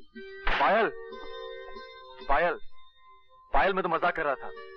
कोई आदमी भला अपने ही घर में चोरी करता है क्या? इतना घटिया मजाक मैं तुम्हारी शक्ल भी देखना नहीं चाहती। हाँ? अरे बाप रे। बहुत खूब योर ऑनर। मतलब ये कि अपनी प्राइम विटनेस यानी अपनी एकलौती विटनेस को ये लोग लोकेट करने की कोशिश कर रहे हैं, मगर मैं तो ये कहूंगा कि ये विटनेस लोकेट हो ही नहीं पाएगी, क्योंकि ये बलात्कार हुआ ही नहीं। ये झूठा मुकदमा तो सिर्फ धीरेन ठाकुर को बदनाम करने के लिए किया जा रहा है। और रही इस सती सावित्री की बात, तो उसका पता तो बहुत से लोगों के पास होगा। आई सबमिट योर ऑनर कि जब तक ये औरत इस अदालत में पेश नहीं की जाती, मैं ये मानने को तैयार नहीं कि ये बलात्कार हुआ, और मेरी गुजारिश है कि इस मुकदमे को खारिज कर दिया जाए। मैं सरकार को 10 दिन की मोहलत देता हूँ। अगर अगली तारीख पर उस औरत को अदालत में ना पेश किया गया तो मैं ये मुकदमा डिसमिस कर दूंगा। Fantastic sir. मुकदमा ऐसे जीता जाता है। वासु, तुम्हारे गर्लफ्रेंड की फोटो तो बहुत अच्छी आई है, लेकिन उसके साथ तुम्हारे कैमरे ने एक कत्ल को भी रिकॉर्ड कर लिया है। क्या मतलब? इस फोटो में एक आदमी एक लड़की का गला दबा रहा है? और इस फोटो में उसी लाश को गाड़ी में रख रहा है? और ये तो धीरेन ठाकुर है। ठीक। मिस्टर गुजराल से, अरे मिस्टर गुजराल से उस दिन कोर्ट में डिफेंड कर रहे थे। इसका मतलब ये? जी हाँ। अरे वासु, तू यहाँ? आज तो रास्ता कैसे भूल गए? तेरे बगैर घर बड़ा सुना लगता है। दिल में तो रहता हूँ ना। माँ बैठ, ये ले फोटोग्राफ, मिस्टर गुजराल को देना और उनसे कहना कि धीरेन ठाकुर जैसे कमीने इंसानों का केस ना लिया करें। क्या बात क्या है? वो जो फोटोग्राफ देखेंगे ना तो खुद समझ आएंगे कि सच्चाई क्या है। झूठ मत बोलिए। ये तस्वीर देखी आपने? अब मेरी बात सुनिए, मैं कोई धर्मात्मा नहीं हूँ, मगर ऐसे गंदे केसेस मैं कभी नहीं देता। मगर चूंकि मैं आपका वकील रह चुका हूँ, मैं फीस लिए बिना आपको एक मशवरा दूंगा। आप इकबाल जुर्म कर लीजिए, फॉर ए चेंज सच बोल जाइए, तो हो सकता है कि फांसी की जगह आपको उम्र कैद हो जाए। मैं आपको 24 घंटे की मोहलत देता हूँ। तब तक आपने इकबाल जुर्म नहीं किया तो मैं इस तस्वीर का नेगेटिव खुद पुलिस के हवाले कर दूंगा, समझे? आज आपने मेरी आंखें खोल दी गुजराल साहब। मैं तो इस योग्य भी नहीं कि मनुष्य कहा जाऊं। जानवरों में मुझे फांसी की सजा मिलनी चाहिए। मुझे 24 घंटे की मोहलत मत दीजिए गुजराल साहब। मुझे अभी पुलिस स्टेशन ले चलिए ताकि वहां जाके मैं अपना कन्फेशन कर लूं। हो सकता है 24 घंटे के भीतर मेरे अंदर का राक्षस जाग बैठे और मुझे फिर से बहका दे। मैं आपके आगे हाथ जोड़ता हूँ गुजराल साहब, मुझे अभी ले चलिए और अपने सामने एक बार जुर्म करवा दीजिए। मैं आपका ये एहसान नई जिंदगी में भूलूंगा ना, अगले जन्म में। गुजराल साहब प्लीज प्लीज मुझे ले चलिए। ठीक है, चलता हूँ। मैं तो उस आदमी का भी शुक्रिया अदा करना चाहूंगा जिसने आपको ये तस्वीरें दी। कौन है वो देवता? Vasudev. Hello hello Mrs Gujral, मैं धीरेन ठाकुर बोल रहा हूँ। आपके पति परमेश्वर इस वक्त मेरे कब्जे में है और मेरे कुछ नेगेटिव आपके चहेते बेटे वासुदेव गुजराल के पास है। अगर आप अपने पति की खैरियत चाहती हैं तो वो नेगेटिव्स अपने बेटे के हाथ मुकेश मिल भेज दीजिए, समझी? हाँ, एक बात और सुनिए, पुलिस को इन्फॉर्म करने की बेवकूफी मत कीजिएगा। हो सकता है कि मुझे जेल हो जाए, हो सकता है कि मुझे फांसी भी हो जाए। मैं आपके हाथ सिर्फ आपके पति की लाश लाएगी।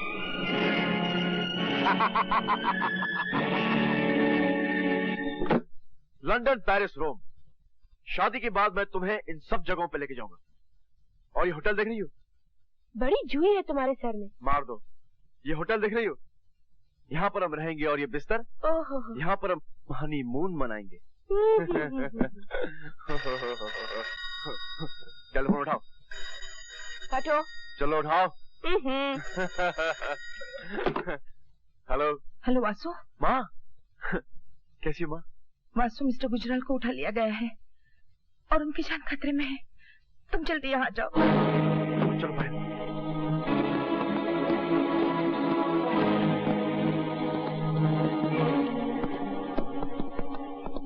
मिस्टर गुजराल किडनैप हो गए? हाँ। मगर क्यों? उन लोगों ने मुझे धमकी दी है कि वो तुम्हारे वाले नेगेटिव और उसके सारे प्रिंट्स अगर उन्हें नहीं दिए गए तो वो। रोइए मत मम्मी, किसी को मार डालना खिलवाड़ थोड़ी है। खिलवाड़ है पायल, मगर तू रो मत माँ। मैं मिस्टर गुजराल को बचाकर तेरे पास ले आने का वादा करके जा रहा हूँ, और जब भी बेटा अपनी माँ से वादा करता है तो उसे पूरा करता है, या फिर उस वादे को निभाने की कोशिश में मर जाता है। आओ पायल।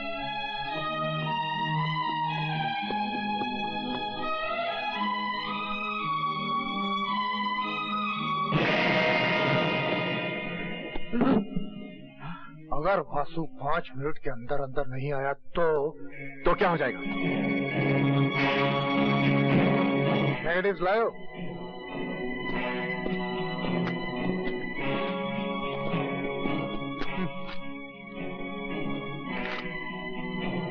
ये क्या है? इस कागज से अपना काला मुंह साफ कर।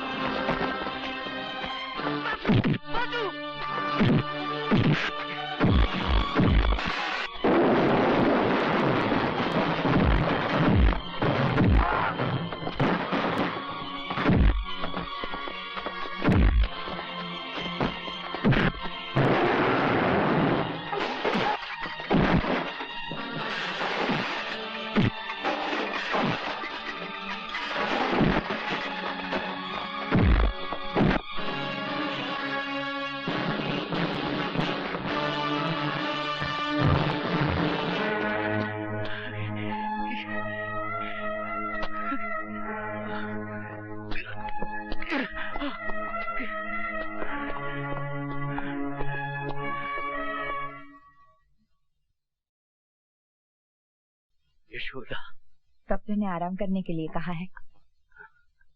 भगवान तुम्हारी उम्र लंबी करे। तुमने जो कुछ भी मेरे लिए किया है, मैं उसे जिंदगी भर भूल नहीं सकती। ये तो मेरा फर्ज था माँ।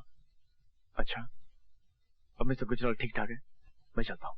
तुमसे ये किसने कह दिया कि गुजराल साहब ठीक ठाक है? गुजराल साहब तो मर गए बेटे। ये तो तुम्हारे डैडी हैं। आपको ये वर्ड सुनने की आदत नहीं है मिस्टर गुजराल। मैं तो आपको डैडी कहने के लिए तरस गया था, मगर आप ही ने मुझे कहने नहीं दिया।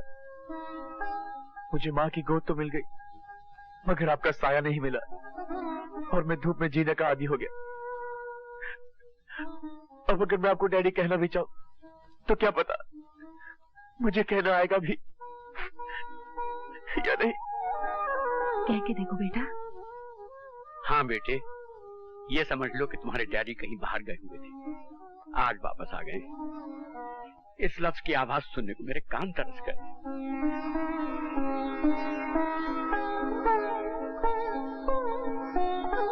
ठीक है बेटे, ये सेल्फ सेंटर्ड बुढ़ा इसी लायक है। दे दो तुम मुझे सजा, जो चाहे दे दो सजा। डैडी,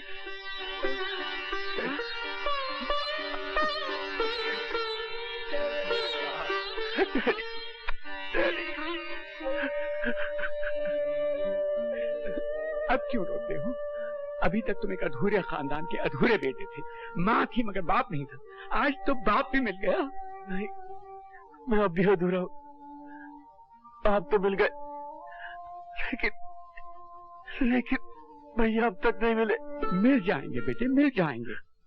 जैसे तुम्हें तुम्हारे डैडी मिल गए, वैसे तुम्हारे भैया भी मिल जाएंगे, और हमारा खानदान पूरा हो जाएगा। रो मत। अच्छा ये बताओ कि ये फूल जैसी लड़की कौन है? ये पायल है। मतलब ये कि क्यों मासू? भाई ये मेरा घायल होना तो बहुत मुबारक हुआ। पहले बेटा मिल गया और अब बहू। मैं तो यहाँ से निकलते ही तुम्हारे डैडी के साथ बात करूंगा और बात पक्की करूंगा। चट मंगनी पट ब्याह। अच्छा वासु, एक बात बताओ, मेरी ऐसी कौन सी चीज थी जो तुम्हें भा गई और तुम मुझ पर फिदा हो गए? पायल, सच पूछो तो तुम में कोई भी अच्छी चीज नहीं है। न जाने मैं तुम्हें अपना दिल क्यों दे बैठा। अगर ऐसी बात है तो मैं तुम्हारी शक्ल नहीं देखूंगी। अरे भड़को नहीं। अब मैं सोचता हूँ तो महसूस करता हूँ कि तुम्हारी काफी चीजें अच्छी। मसलन तुम्हारे लंबे लंबे खूबसूरत बाल, और तुम्हारी ये गोरी गोरी पेशानी, और तुम्हारी झील सी नीली आंखें जिनमें डूब जाने को जी करता है, और तुम्हारी ये 2 गुलाबी होंठ। तुमने मेरी नाक के बारे में कुछ नहीं कहा? हाँ, और तुम्हारी ये 1.5 फुट लंबी नाक। वासु, ऐसी बकवास करोगे तो पिट जाओगे। अच्छा बाबा, तुम्हारी ये सुराईदार गर्दन और तुम्हारे ये दो बड़े बड़े। शर्म नहीं आती ऐसी बातें करते हुए? पायल, तुम्हारे दिमाग में सिर्फ गंदगी भरी हुई है। मैं तो तुम्हारे इन दो बड़े बड़े हाथों की बात कर रहा था जिनमें तुमने एक कंगना पहना है। तुम क्या समझ रही थी? गर्दन हिलाने से काम नहीं चलेगा पापा, हाथ मिलाना पड़ेगा, क्योंकि ये मेरा बेस्ट फ्रेंड है वासु गुजराल, जिसकी वकालत ने बॉम्बे में धूम मचा रखी है। कोई धूम नहीं मचा रखी सर। आप तो जानते ही होंगे कि पायल की आदत है बड़ा चढ़ा के बात करने की। जी नहीं, मैं हमेशा ठीक बात कहती हूँ। अच्छा पापा आप ही बताइए, मैं केस की मिसाल देती हूँ। मेरे केस तुम्हारे वासु के बस के नहीं है बेटा। खैर, फिर भी ये इतनी तारीफ कर रही है तो एक आध केस तुम्हें जरूर होगा। थैंक यू सर, मगर मैं यूं गिरे पड़े मिल जाने वाले केस नहीं लेता सर।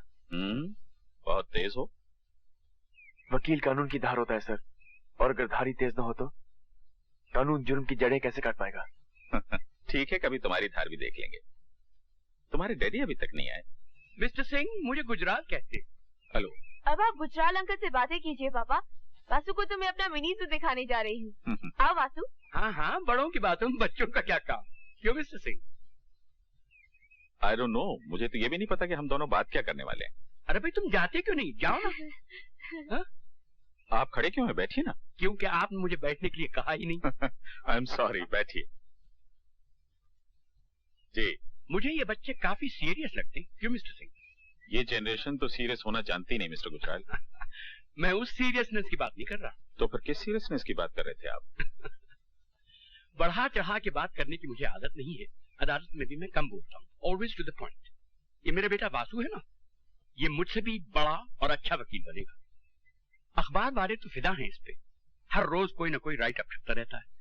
रत्नाबाई रोडवेज का जो कॉम्पेंसेशन केस था ना, वो मेरे बेटे वासु ने ही जीता था। उन हरामियों के हलक से उसने कॉम्पेंसेशन उगलवा ही दिया। तो ये वो वाला वासु गुजराल है? 100%। और एक पॉलिटिकल लीडर की कातिलाना चालों से भी इसने मुझे बचाकर निकाल दिया। खैर छोड़िए इन बातों। वासु मेरा सगा बेटा नहीं है। हुआ ये कि मेरी बीवी की एक सहेली जगदीशपुर में रहा करती थी। ये उनको वहीं दिखा। इसका बड़ा भाई वहां नौकर था, तो एक मर्डर और रेप केस में उसे सजा हुई। ये बेचारा रह गया यतीम, छोटा सा लावारिस। मेरी बीवी को तरस आया, उसने गोद ले लिया। कहने का मतलब ये कि मेरा खून का नहीं है, मगर हमारा ब्लड ग्रुप एक है। और अगर ये मेरा सगा बेटा भी होता तो मैं इससे इतनी ज्यादा मोहब्बत न करता। ब्लड तो अब कौन मानता है गुजराल साहब? पेरेंट्स का फर्ज तो ये है कि वो अपने बच्चों की खुशी चाहे। तो फिर पंडितों की जबान में इसका मुहूर्त निकलवा दूं? मेरी तरफ से तो बात पक्की है, लेकिन जरा फैमिली पुरोहित से पूछना पड़ेगा। Give me a couple of days. Sure. पंडितों के हुक्म के बगैर तो इस मुल्क में कंप्यूटर भी नहीं चलते। हम आप क्या करेंगे? अरे गुस्सा थूक भी दो। गुस्सा थूक कैसे दूं? वो हरामजादा मेरी बेटी से शादी करेगा। ये किस पे फूफा कर रहे हो भाई? जरा इन पर अपनी मुस्कान की वर्षा तो करना रत्ना, क्योंकि मैं इनसे ये कहता हूँ कि अनशन लोगों से मिलने क्यों लगे? कौन अनशन लोग? वही दोनों जो अभी अभी यहाँ से गए हैं। अब तुम मेरे दुश्मनों से दोस्ती करोगे तब तो फिर बात नहीं जमेगी। अरे भाई, उन्हीं हरामजादों पर तो अब तक मेरा खून खौल रहा है। उस लौंडे की हिम्मत तो देखो, मेरी बेटी से शादी करेगा। मेरे टुकड़ों पर पलने वाला वो शख्स मेरी बेटी से शादी करेगा। उस जूडी को भी 5 लाख उसी ने दिलवाए। मैं तो कहता हूँ उन दोनों को गोली मरवा दो। खा खा के मोटे हो रहे हो, कुछ तो काम करो। 2 आदमी नहीं मारे जाते तुम लोगों से। अब अगर हमारे किसी आदमी ने उन्हें मारा तो बात बिगड़ जाएगी, क्योंकि वो रिश्ता लेकर आ चुका है। उन्हें मारने के लिए तो कोई ऐसा आदमी ढूंढना चाहिए जो भरोसे के लायक भी हो और हमसे जिसका कोई ताल्लुक भी साबित न हो सके। वो 212 कैसा रहेगा? तुम्हारा ये तीर बिल्कुल निशाने पर बैठा है रत्ना। ये 212 कौन है? पता नहीं, मगर कमाल का आदमी। She'll be all right in about 3 months. लेकिन इनको दाखिल करना पड़ेगा और ट्रीटमेंट भी बहुत महंगा होगा। महंगे सस्ते की बात ना कीजिए डॉक्टर, बस इतना बताइए कि ये ठीक तो हो जाएंगी ना। पैसों का बंदोबस्त तो कहीं ना कहीं से कर ही लूंगा। You are very fortunate mister Ravi. मेरा teacher doctor Arnold Robertson London से आने ही वाला है। And I tell you, he is a magician. वो मेमोरी का ताला ऐसे खोलता है जैसे कोई एक्सपर्ट भी किसी तिजोरी का ताला भी क्या खोलेगा। ये तो बहुत ही अच्छी बात है। खर्चा कितना होगा? Let me think. 1 लाख रुपया तो हो जाएगा। 1 लाख? मोड़ भी हो सकता है, लेकिन मैं 1 लाख रुपए के भीतर रखने की कोशिश करूंगा। I'll try। ठीक है, मैं 1 लाख रुपए का बंदोबस्त करता हूँ। चलिए मालकिन, 1 लाख तो जरूर चाहिए, मगर किसी का कत्ल करके नहीं। मैं जानता था कि तुम यही कहोगे। ये कत्ल नहीं, 212 इंसाफ है। पूरी बात सुन लो, उसके बाद चाहो तो इनकार कर दो। पूरी बात क्या है? अंदर चलो। आओ। रत्ना, रत्ना, कौन? रत्ना, क्या कर रही हो? रुक जाओ, एक कदम पे आगे बढ़ाया तो कूद पड़ोगी। माय डियर सिस्टर, ऐसा मत करो। नहीं, मैं तेरी माय डियर सिस्टर नहीं हूँ। अगर तू मेरा भाई होता तो मेरी फूल से बेटी नीलम को गैंग रेप होने देता। मेरी बेटी का रेप और मर्डर करने के बाद अब तू मेरे पास आया है। आगे तो देख, मैं तुझे छोड़ूंगी नहीं कभी। Ratna, Ratna, stop it! रत्ना नहीं, रत्ना नहीं। ये हमारे नीलम का कातिल नहीं है। ये तो उसका बदला लेगा। क्या तुम उसे मार डालोगे जिसने मेरे बेटे का रेप किया था? अरे, मैं तो अपनी बेटे की लाश को पहचान न पाई। सूरत बिगाड़ दिए थे कमीनों ने। मेरी बेटी रोज मेरे सपने में आती है और कहती है, मम्मी डार्लिंग, वो बॉस्टन अभी तक जिंदा है, वो तुमको भी नहीं छोड़ेगा। तो मेरे पास आ जाओ मम्मी। यहाँ पीस है, शांति है। हाँ, मैं आ रही हूँ बेटी, मैं तुम्हारे पास आ रही हूँ। नहीं, जाता नहीं। देख लिया, जिस आदमी को मारने के लिए मैं तुम्हें 1 लाख रुपए दे रहा था ना, उसी कमीने ने इसकी बेटी का रेप कर दिया और फिर मार डाला।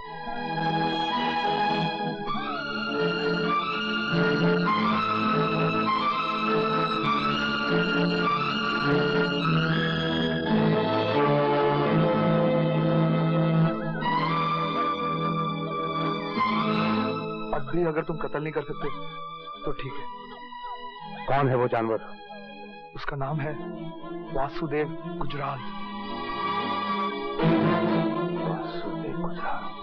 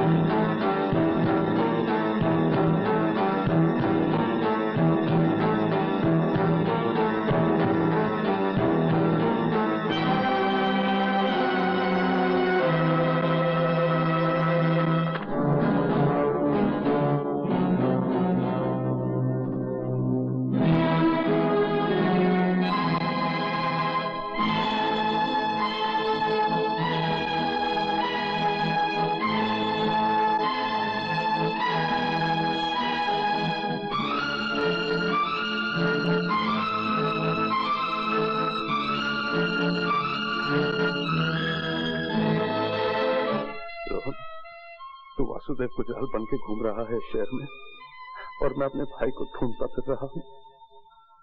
और मेरे बदले से भी देख, तुझे खोज भी रहा था और तुझी को मारने भी आ गया। मुझे माफ कर दे रोहन, मुझे माफ कर दे।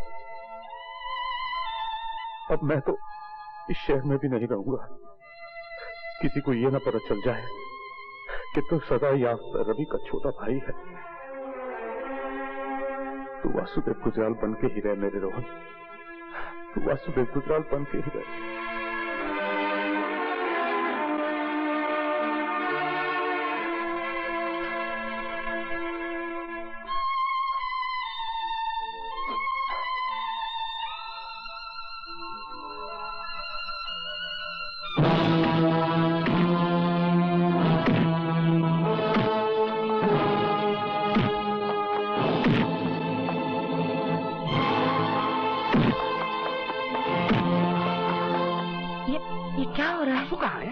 इतना अंधेरा क्यों है?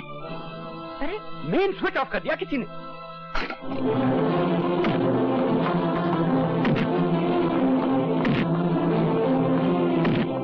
वासु! वासु! रुक जाओ बेटे, इसे और मत मारो। ये अपने आप को डिफेंड नहीं कर रहा, केस बिगड़ जाएगा। ये मुझे धीरेन्द्र ठाकुर का आदमी लग रहा है, वो है बड़ा काइया। कितनी तैयारी के साथ भेजा है इसे। तुम इसे फौरन पुलिस के हवाले कर दो। तुझे तो मैं कम से कम 10 बरस के लिए जेल भिजवाऊंगा। 2 साल कम क्यों करती है वकील साहब? इसे मैंने कहाँ देखा है? प्लीज यशोदा। नहीं, मैं सच कह रही हूँ, ये चेहरा मेरा देखा हुआ है। रेणुका जी, आपका रवि फिर गिरफ्तार हो गया। मेरा रवि? मेरा तो कोई है ही नहीं। वो रवि रेणुका जी, रवि जो आपकी सेवा कर रहा है। उस पर कत्ल करने की कोशिश का इल्जाम लगा है। क्या आपका रवि किसी का कत्ल कर सकता है? मगर रवि है कौन? अपनी याददाश्त की खिड़कियां खोली रेणुका जी। आप गांधारी की तरह बंधी हुई अपनी आंखों पर खोई हुई याददाश्त की पट्टी खोलने की कोशिश तो कीजिए। मैं जा रही हूँ उसकी जमानत करवाने। भगवान के लिए अपनी जिंदगी की उलझी हुई जोड़ का सिरा खोज लीजिए रेणुका जी। ये कई जिंदगियों का सवाल है।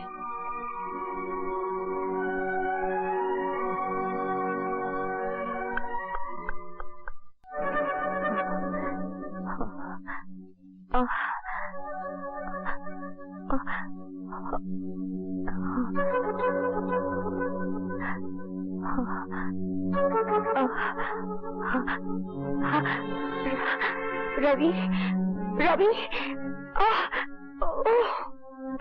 मुझे उसकी सूरत कुछ देखे देखे से क्यों लगी?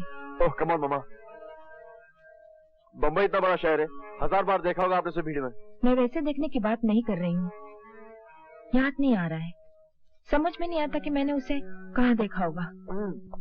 आप बैठ के याद कीजिए, मैं चला।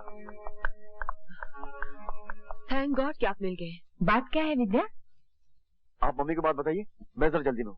प्लीज मिस्टर गुजराल, काम तो आपकी से है। अच्छा, तो फिर आप मेरे साथ चलिए, मुझे रास्ते बताइए। आप जा किधर रहे हैं? मैं जा रहा हूँ वर्ली पुलिस स्टेशन। तो ठीक है, क्योंकि मैं भी आपको वही ले जाने आई थी, एक बेगुनाह आदमी की जमानत करवाने। अच्छा, तो आप खड़ी क्यों हैं? चलिए चलिए ना। बाय माँ। बाय। आइए मिस्टर गुजराल, आइए आइए। कैसे आप? अरे रेणुका जी, आप यहाँ क्या कर रही हैं? मिस्टर गुजराल, ये आपके क्रिमिनल की जमानत देना चाहती है। मैंने बहुत समझाया इन्हें कि वो एक मुजरिम है, सजा याफ्ता। सजा याफ्ता? वही तो मैं कह रहा हूँ साहब, और सजा भी 1 महीने या 1 दिन की नहीं, 12 साल। सजा काटने का मतलब ये तो नहीं होता इंस्पेक्टर साहब कि आदमी गुनहगार भी था। सजा का क्या, आप 4 झूठे गवाह खड़े कर दीजिए, सजा हो जाएगी। मगर आप जिसे मुजरिम कह रहे हैं उसे जानते नहीं। जिस जज ने उसे 12 साल की सजा दी वो भी उसे नहीं जानता था। वो तब भी निर्दोष था जब उसे 12 साल की सजा हुई थी, और वो अब भी निर्दोष है। लीजिए, आपका निर्दोष आ गया। रवि, मालकिन आप? तुम बिल्कुल ना घबराना। एक बार मेरे होते हुए तुम्हारे साथ अन्याय हो गया है और मैं कुछ ना कर सकी, मगर मैं दोबारा तुम्हारे साथ अन्याय नहीं होने दूंगी। मालकिन, ऐसा लगता है भगवान की दया से आप ठीक हो गई। हाँ, भगवान ने मुझे तुम्हारे लिए ठीक किया है। जो मैं ना ठीक होती तो तुम्हें उस जमानत का पता कौन बताता जो मेरे पास थी। अब तो आप ठीक हो गई ना मालकिन? हाँ। आराम से पूछ लूंगा, जल्दी क्या है? हाँ। और मैं जमानत की कसम खा के कहता हूँ कि आज तक मैंने कभी ये नहीं सोचा कि आपने मेरी अमानत का ख्याल नहीं रखा होगा। जब आपको कुछ याद भी नहीं था तब भी मैं ये जानता था कि आपने मेरी चीज किसी अच्छी जगह रखी हो। पर बस बस, अब आप कुछ मत बोलिए मालकिन।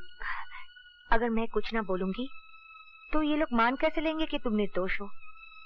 अच्छा, तुम ही बताओ, अपने छोटे भाई से प्यार करना क्या अपराध है? नहीं ना, मगर इसने तो उसी अपराध की सजा भुगती है, और अब तुम उसे फिर से जेल भिजवाना चाहते हो? मालकिन, यह अपराध मैंने किया है। मैंने इन पर हमला किया था, इसकी सजा मुझे मिलनी चाहिए। लेकिन तुम मुझे जानते भी नहीं, ना मेरी तुम्हारी दोस्ती ना दुश्मनी, फिर तुमने मुझ पर कातलाना हमला क्यों किया? ये सब छोड़ो भैया, मैंने तुम पर हमला किया था तुम ऐसा करो, मुझे जेल नहीं फांसी पर चढ़वा दो। अरे कैसे फांसी पर चढ़ा देंगे? अरे भाई तुम लोग इधर उधर की बात मत करो। मुझे लगता है तुम अपने उस भाई के बारे में जानना ही नहीं चाहते हो जो भाई। हाँ तुम ही बताओ मैं कैसे चुप रहूंगी? इसके भाई का पता मेरे सिवा कोई जानता ही नहीं। अगर तुम्हें सुनना नहीं है तो मत सुनो, मगर मैं बताने जा रही हूँ। मालकिन तुम चुप रहो। तुम्हें मेरी सहेली मिसेस यशोदा गुजराल तो याद है ना? मिसेस यशोदा गुजराल। मैंने रोहन को उन्हीं के हवाले कर दिया था। बेटा बनाकर पाला होगा उसको मेरी यशोदा ने। अब तो वो इतना बड़ा हो गया होगा कि अगर वो हमारे सामने बैठा हो तभी ना उसे तुम पहचान पाओगे। नहीं मैं, मुझे पूरा यकीन है यशोदा ने उसे जरूर वकील बनाया होगा, क्योंकि मैंने उसे बता दिया था कि तुम रोहन को वकील बनाना चाहते हो। Mister Rohan Yadav, advocate. मगर मैंने उस बाल गोपाल का नाम वासुदेव गुजराल रखा है रेणुका। और ममा तो मैं हूँ बेटे, मगर ये जो आदमी जिसे तुम पुलिस रिमांड में दिलवाने आए हो मेरे भैया है।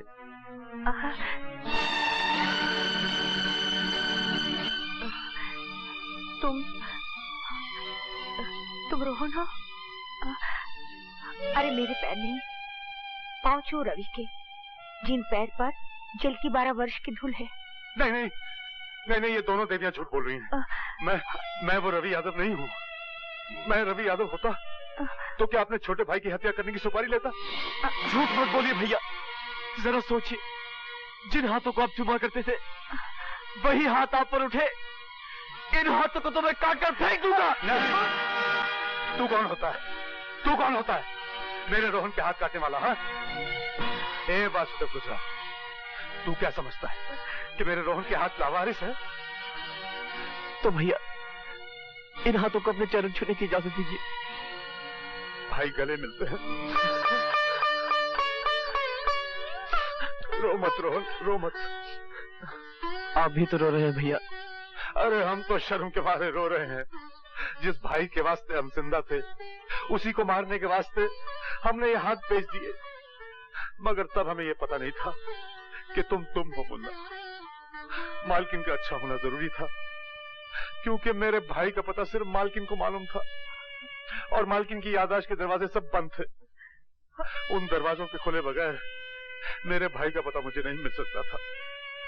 ऐसे में एक काम हाथ आया कि वासुदेव गुजराल को मार डालो और लाख रुपया ले जाओ अपनी मालकिन के इलाज के लिए। तो मैं क्या करता? हम समझते हैं भैया। तुम कुछ नहीं समझते। जरा सोचो रोहन, अगर कल हमने तुम्हें पहचान न लिया होता तो कैसा अनर्थ हो जाता। तुम्हें मार डालते, 1 लाख रुपया ले आते और मालकिन का इलाज करवाते, और मालकिन कहती बदनसीब, जिसे मारकर तू मेरा इलाज करवा रहा है वही तो तेरा छोटा भाई था। लेकिन भैया जब आपने मुझे पहचान लिया था तो मुझे बताया क्यों नहीं? क्या बताता कि तू वासुदेव गुजराल नहीं, रोहन यादव है, रवि यादव का भाई, जो अभी अभी 12 साल की सजा काटकर जेल से छूटा है। तो तेरी क्या रह जाती मुन्ना? इसका मतलब अगर मालकिन न बताती तो आप मेरी जिंदगी से यूं ही चुपचाप चले जाते। आपको पता है मैंने आपको ढूंढने की कितनी कोशिश की है, लेकिन सरकारी फाइलों की भीड़ में आपका कहीं पता न चला। मेरा पता न चला होता तो अच्छा ही हुआ होता मुन्ना। अब सारी दुनिया तुझे सजा याफ्ता रवि यादव का भाई कहेगी। भैया आप तो सजा काट कर देवता बन गए, लेकिन मुझे छोटा भाई बनकर आदमी तो बन जाने दीजिए।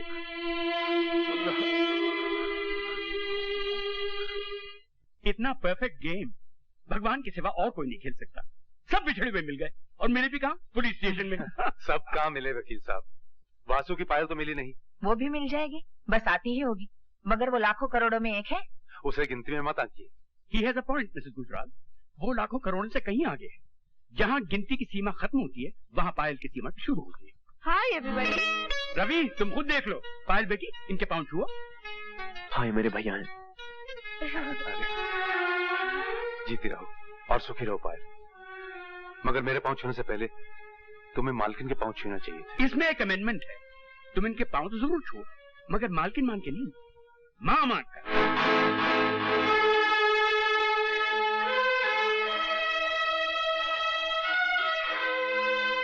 हाँ बेटी, ये जो मेरी रेणुका है ना, वो रवि के मालकिन तो जरूर है, मगर तेरी माँ है बेटी।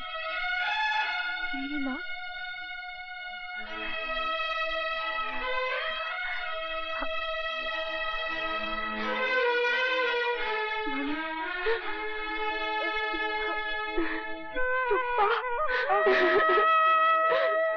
भाई इसमें हैरान होने की कोई बात नहीं। जिस दिन मैं तुम्हारी और पायल की शादी की बात करने मनोहर सिंह के यहाँ गया था, मैंने आके यशोदा को बताया, तो मनोहर सिंह का नाम सुनते ही यशोदा के दिमाग में तो घंटियां बजने लगी।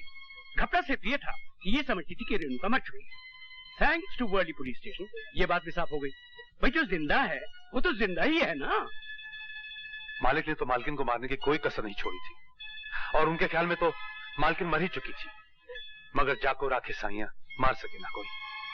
और जाको मारे सैया उसे बचा सके ना कोई। मैं उसे नहीं, ये मेरी और दादी की लड़ाई है। मैं सारी जिंदगी इस झूठ की छाव में जीती रहूं कि मेरी मम्मी मर चुकी है। दादी मुझसे इतना बड़ा झूठ बोलते आए, अब मैं उनसे सच बुलवाऊंगी, कड़वा सच।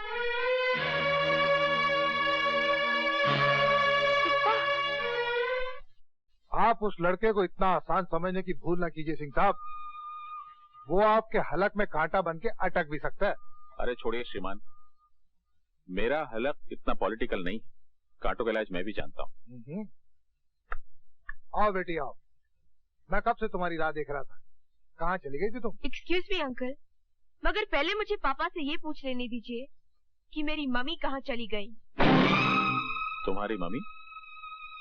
उनकी तो परसों पहले एक एक्सीडेंट में डेथ हो चुकी बेटे। मगर तुम्हें आज इस तरह एकाएक उनका ख्याल क्यों आ गया बेटी? क्योंकि मैं अभी अभी से मिलकर सीधी यहाँ चली आ रही हूँ अंकल। पता नहीं तुम्हें किसी ने किससे मिला दिया। तुम्हारी मम्मी कब तक झूठ बोलेगा पापा? आपने उन्हें मारना चाहा, ये सच है, मगर वो बच गई, ये भी सच है। किसी ने यकीनन तुम्हारे कान भरे। एक्टिंग मत कीजिए पापा, मैं इस ड्रामे के हर कैरेक्टर से मिल चुकी हूँ। आपने एक बेगुनाह आदमी की जिंदगी बर्बाद कर दी और वो बेगुनाह आदमी 12 वर्ष जेल में सड़ाया गया। कौन बेगुनाह आदमी? रवि यादव। इन्होंने उस फरिश्ते पर रेप और मर्डर का केस चलवाया uncle. Shame on you papa. और आपकी इस चाल ने बेचारे रोहन की जिंदगी की जड़ें उखाड़कर एक तरफ फेंक दी। वो तो उसकी किस्मत अच्छी थी कि उसे मिसेस गुजराल की प्यार की जमीन मिल गई और उसकी जिंदगी ने फिर जड़ पकड़ ली।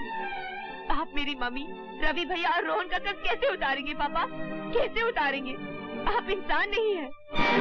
अगर आप रवि भैया रोहन की जिंदगी तबाह कर सकते हैं, अगर आप मेरी मम्मी को कत्ल करने की साजिश कर सकते हैं, तो अगर आपकी बेटी आपके राह में आए तो आप उसे भी हटा देंगे। ये मैं क्या सुन रहा हूँ मनोहर सिंह? अगर तुमने ये सब कुछ किया है तो बहुत ही बुरा किया है, और उसकी सजा ये है कि तुम्हारी बेटी तुम्हारे सामने तुम्हारे ही बारे में ये कड़वे सच बोले और तुम उसे चुपचाप सुनो। बोलिए पापा। देखो बेटी, तुम लीपापोती मत करो मनोहर सिंह। अगर तुम्हारे अंदर का आदमी जिंदा है तो इन पापों का प्रायश्चित करो। फोन उठाकर वासु का नंबर लगाओ और उसी से अपना कन्फेशन लिखाओ। तुम फोन करके वासु को बुलाओ बेटी। क्या पापा कन्फेस करेंगे अंकल? करेंगे कैसे नहीं? कहते क्यों नहीं पायल से कि फोन करके वासु को बुलाए? बुला लो बेटी।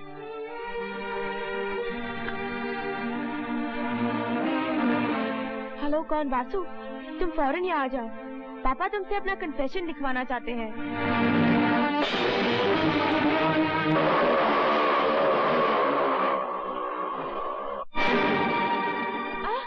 पापा, ये आप क्या कर रहे हैं? पापा!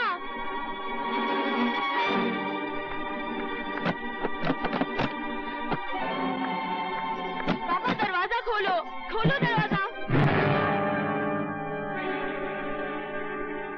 आओ वासुदेव आओ। यहाँ कोई अर्जुन तो है नहीं वासुदेव, फिर तुम गीता का उपदेश किसे दोगे? फिर भी तुम्हारा स्वागत है। मिस्टर सिंह, पायल कहाँ है? लगता है तहजीब और तमीज तो दुनिया से उठ गई है।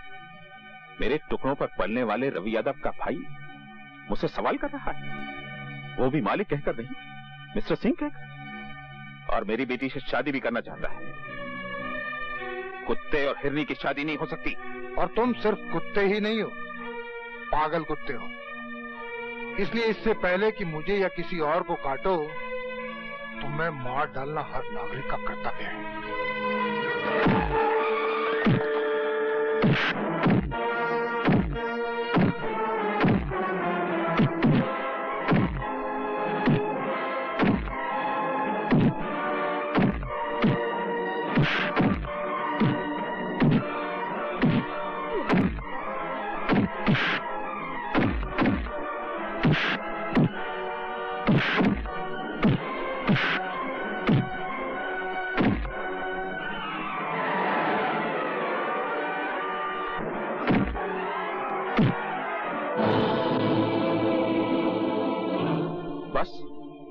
हुक्के की हवा निकल गई, लेकिन मैं सिर्फ तेरी जान लेना नहीं चाहता। मैं ये चाहता हूं कि तू तड़प तड़प कर मरे।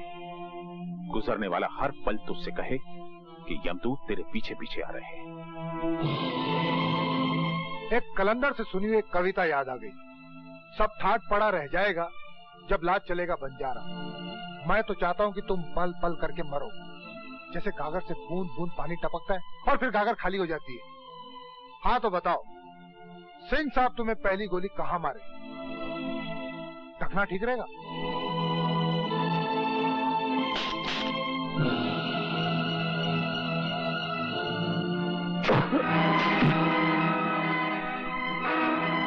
आप भी आ गए? नहीं आप नहीं, तुम भी आ गए।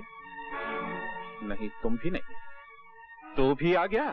तुम्हें मारने के लिए मुझे तो आना ही था। तुम पर बहुत सारे कर्ज हैं मनोहर सिंह। तुमने मेरी मालकिन को कत्ल करवाने की कोशिश की। तुम्हारी वजह से ये दर बदर हुई और एक शून्य में जीती रही। तुम्हारी वजह से मैंने 12 साल की जेल काटी और तुम्हारी वजह से मैंने अपने भाई के कत्ल की सुपारी ली। तुम्हारे पास जिंदगी भी एक है और मौत भी एक है। कैसे उतारोगे इतने सारे कर्ज? देखो तुम्हारे सारे कर्ज खुआ खड़े हैं। जिंदगी में पहली बार बगैर कोई फीस लिए मैं तुम्हें कुछ लीगल एडवाइस दे रहा हूं। जी चाहे तो मान देना। तुमने कभी न कभी हम सबको घायल किया है, हमें नहीं तो उन्हें जिन्हें हम चाहते हैं। इसलिए तुम हम सब के मुजरिम हो mister Singh. Now give the law chance, कानून को मौका दो एंड सरेंडर। सरेंडर? मैं? तुम तो बड़े बेवकूफ निकले मिस्टर गुजराल। लगता है कि दुप्पल में वकालत चलाई है। मैं अकेला दिखाई दे रहा हूं तो तुमने मान भी लिया कि मैं अकेला हूं। मेरे पास सिर्फ ये 2 ही हाथ नहीं है मिस्टर गुजराल, मेरे पास सैकड़ों हाथ है। मैं खुद कानून और ये तुम सबकी सजाए मौत की घड़ी है।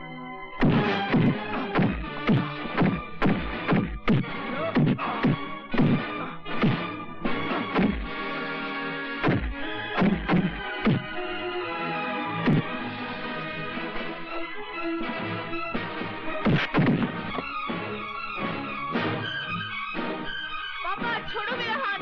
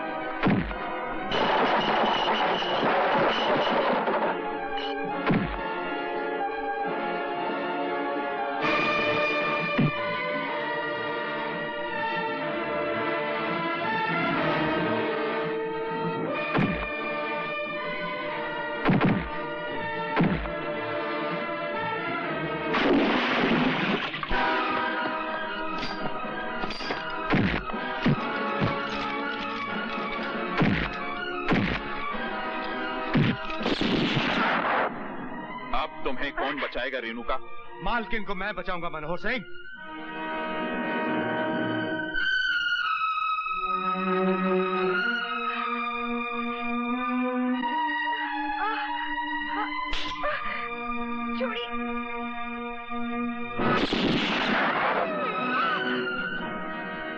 भैया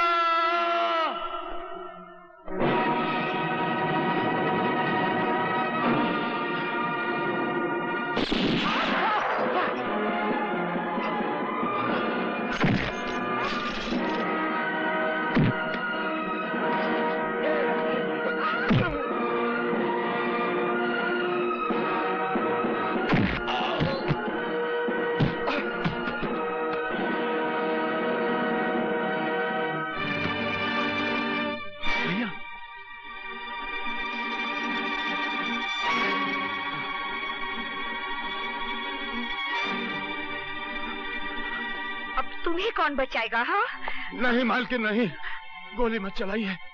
इसकी सिफारिश मत करो तुम। ये घायल सांप है, पलट कर हमला करेगा। इसका मर जाना ठीक है।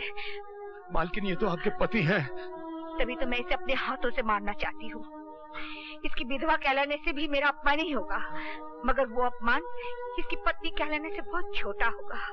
जरा सोचो तो, ये वो है जिसने अग्नि को साक्षी मानकर मेरे मान सम्मान और मेरे जीवन की रक्षा करने की शपथ ली थी। मगर वो तो सब ठीक है मालकिन, लेकिन आप तो नारी हैं और नारी पृथ्वी होती है मालकिन।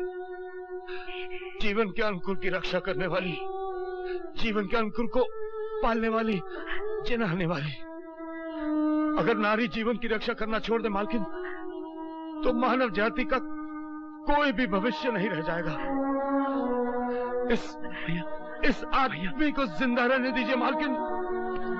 इसका दंड यही होगा कि ये जिए, जीवन का पल पल मौत से भी ज्यादा जहरीला हो, ज्यादा कड़वा हो। ये तो मिलन की घड़ी है मालकिन। इस क्षण के माथे पर इसके मैले खून का तिलक मत लगाइए, मत लगाइए मालकिन। रवि, हथकड़ी लगाओ। चलो। रवि, मैं डॉक्टर को बुला रहा हूँ। नहीं नहीं वकील साहब, मेरा डॉक्टर मेरे पास है। रोहन मेरा डॉक्टर है और पायल मेरी दवा। तुम दोनों एक साथ कितने अच्छे लगते हो। विद्या,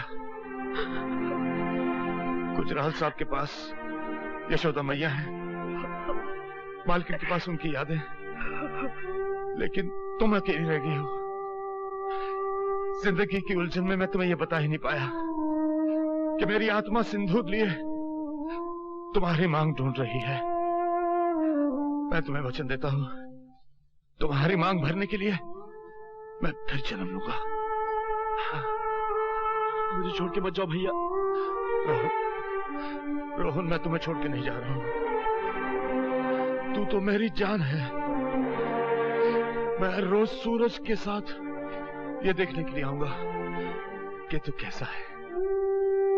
मैं चांद के साथ रोज तेरे कमरे में झांकने के लिए आऊंगा कि तू ठीक से सोया है या नहीं। मैं तो सिर्फ दादा का शुक्रिया अदा करने जा रहा हूं।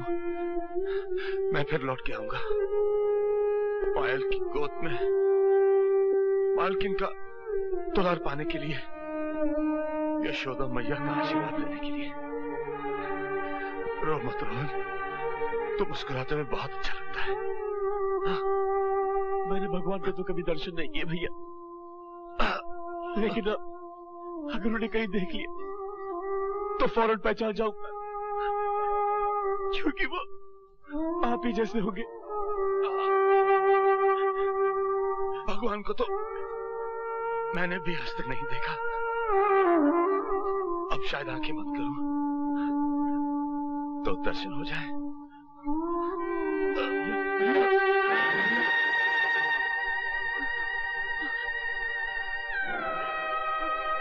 भैया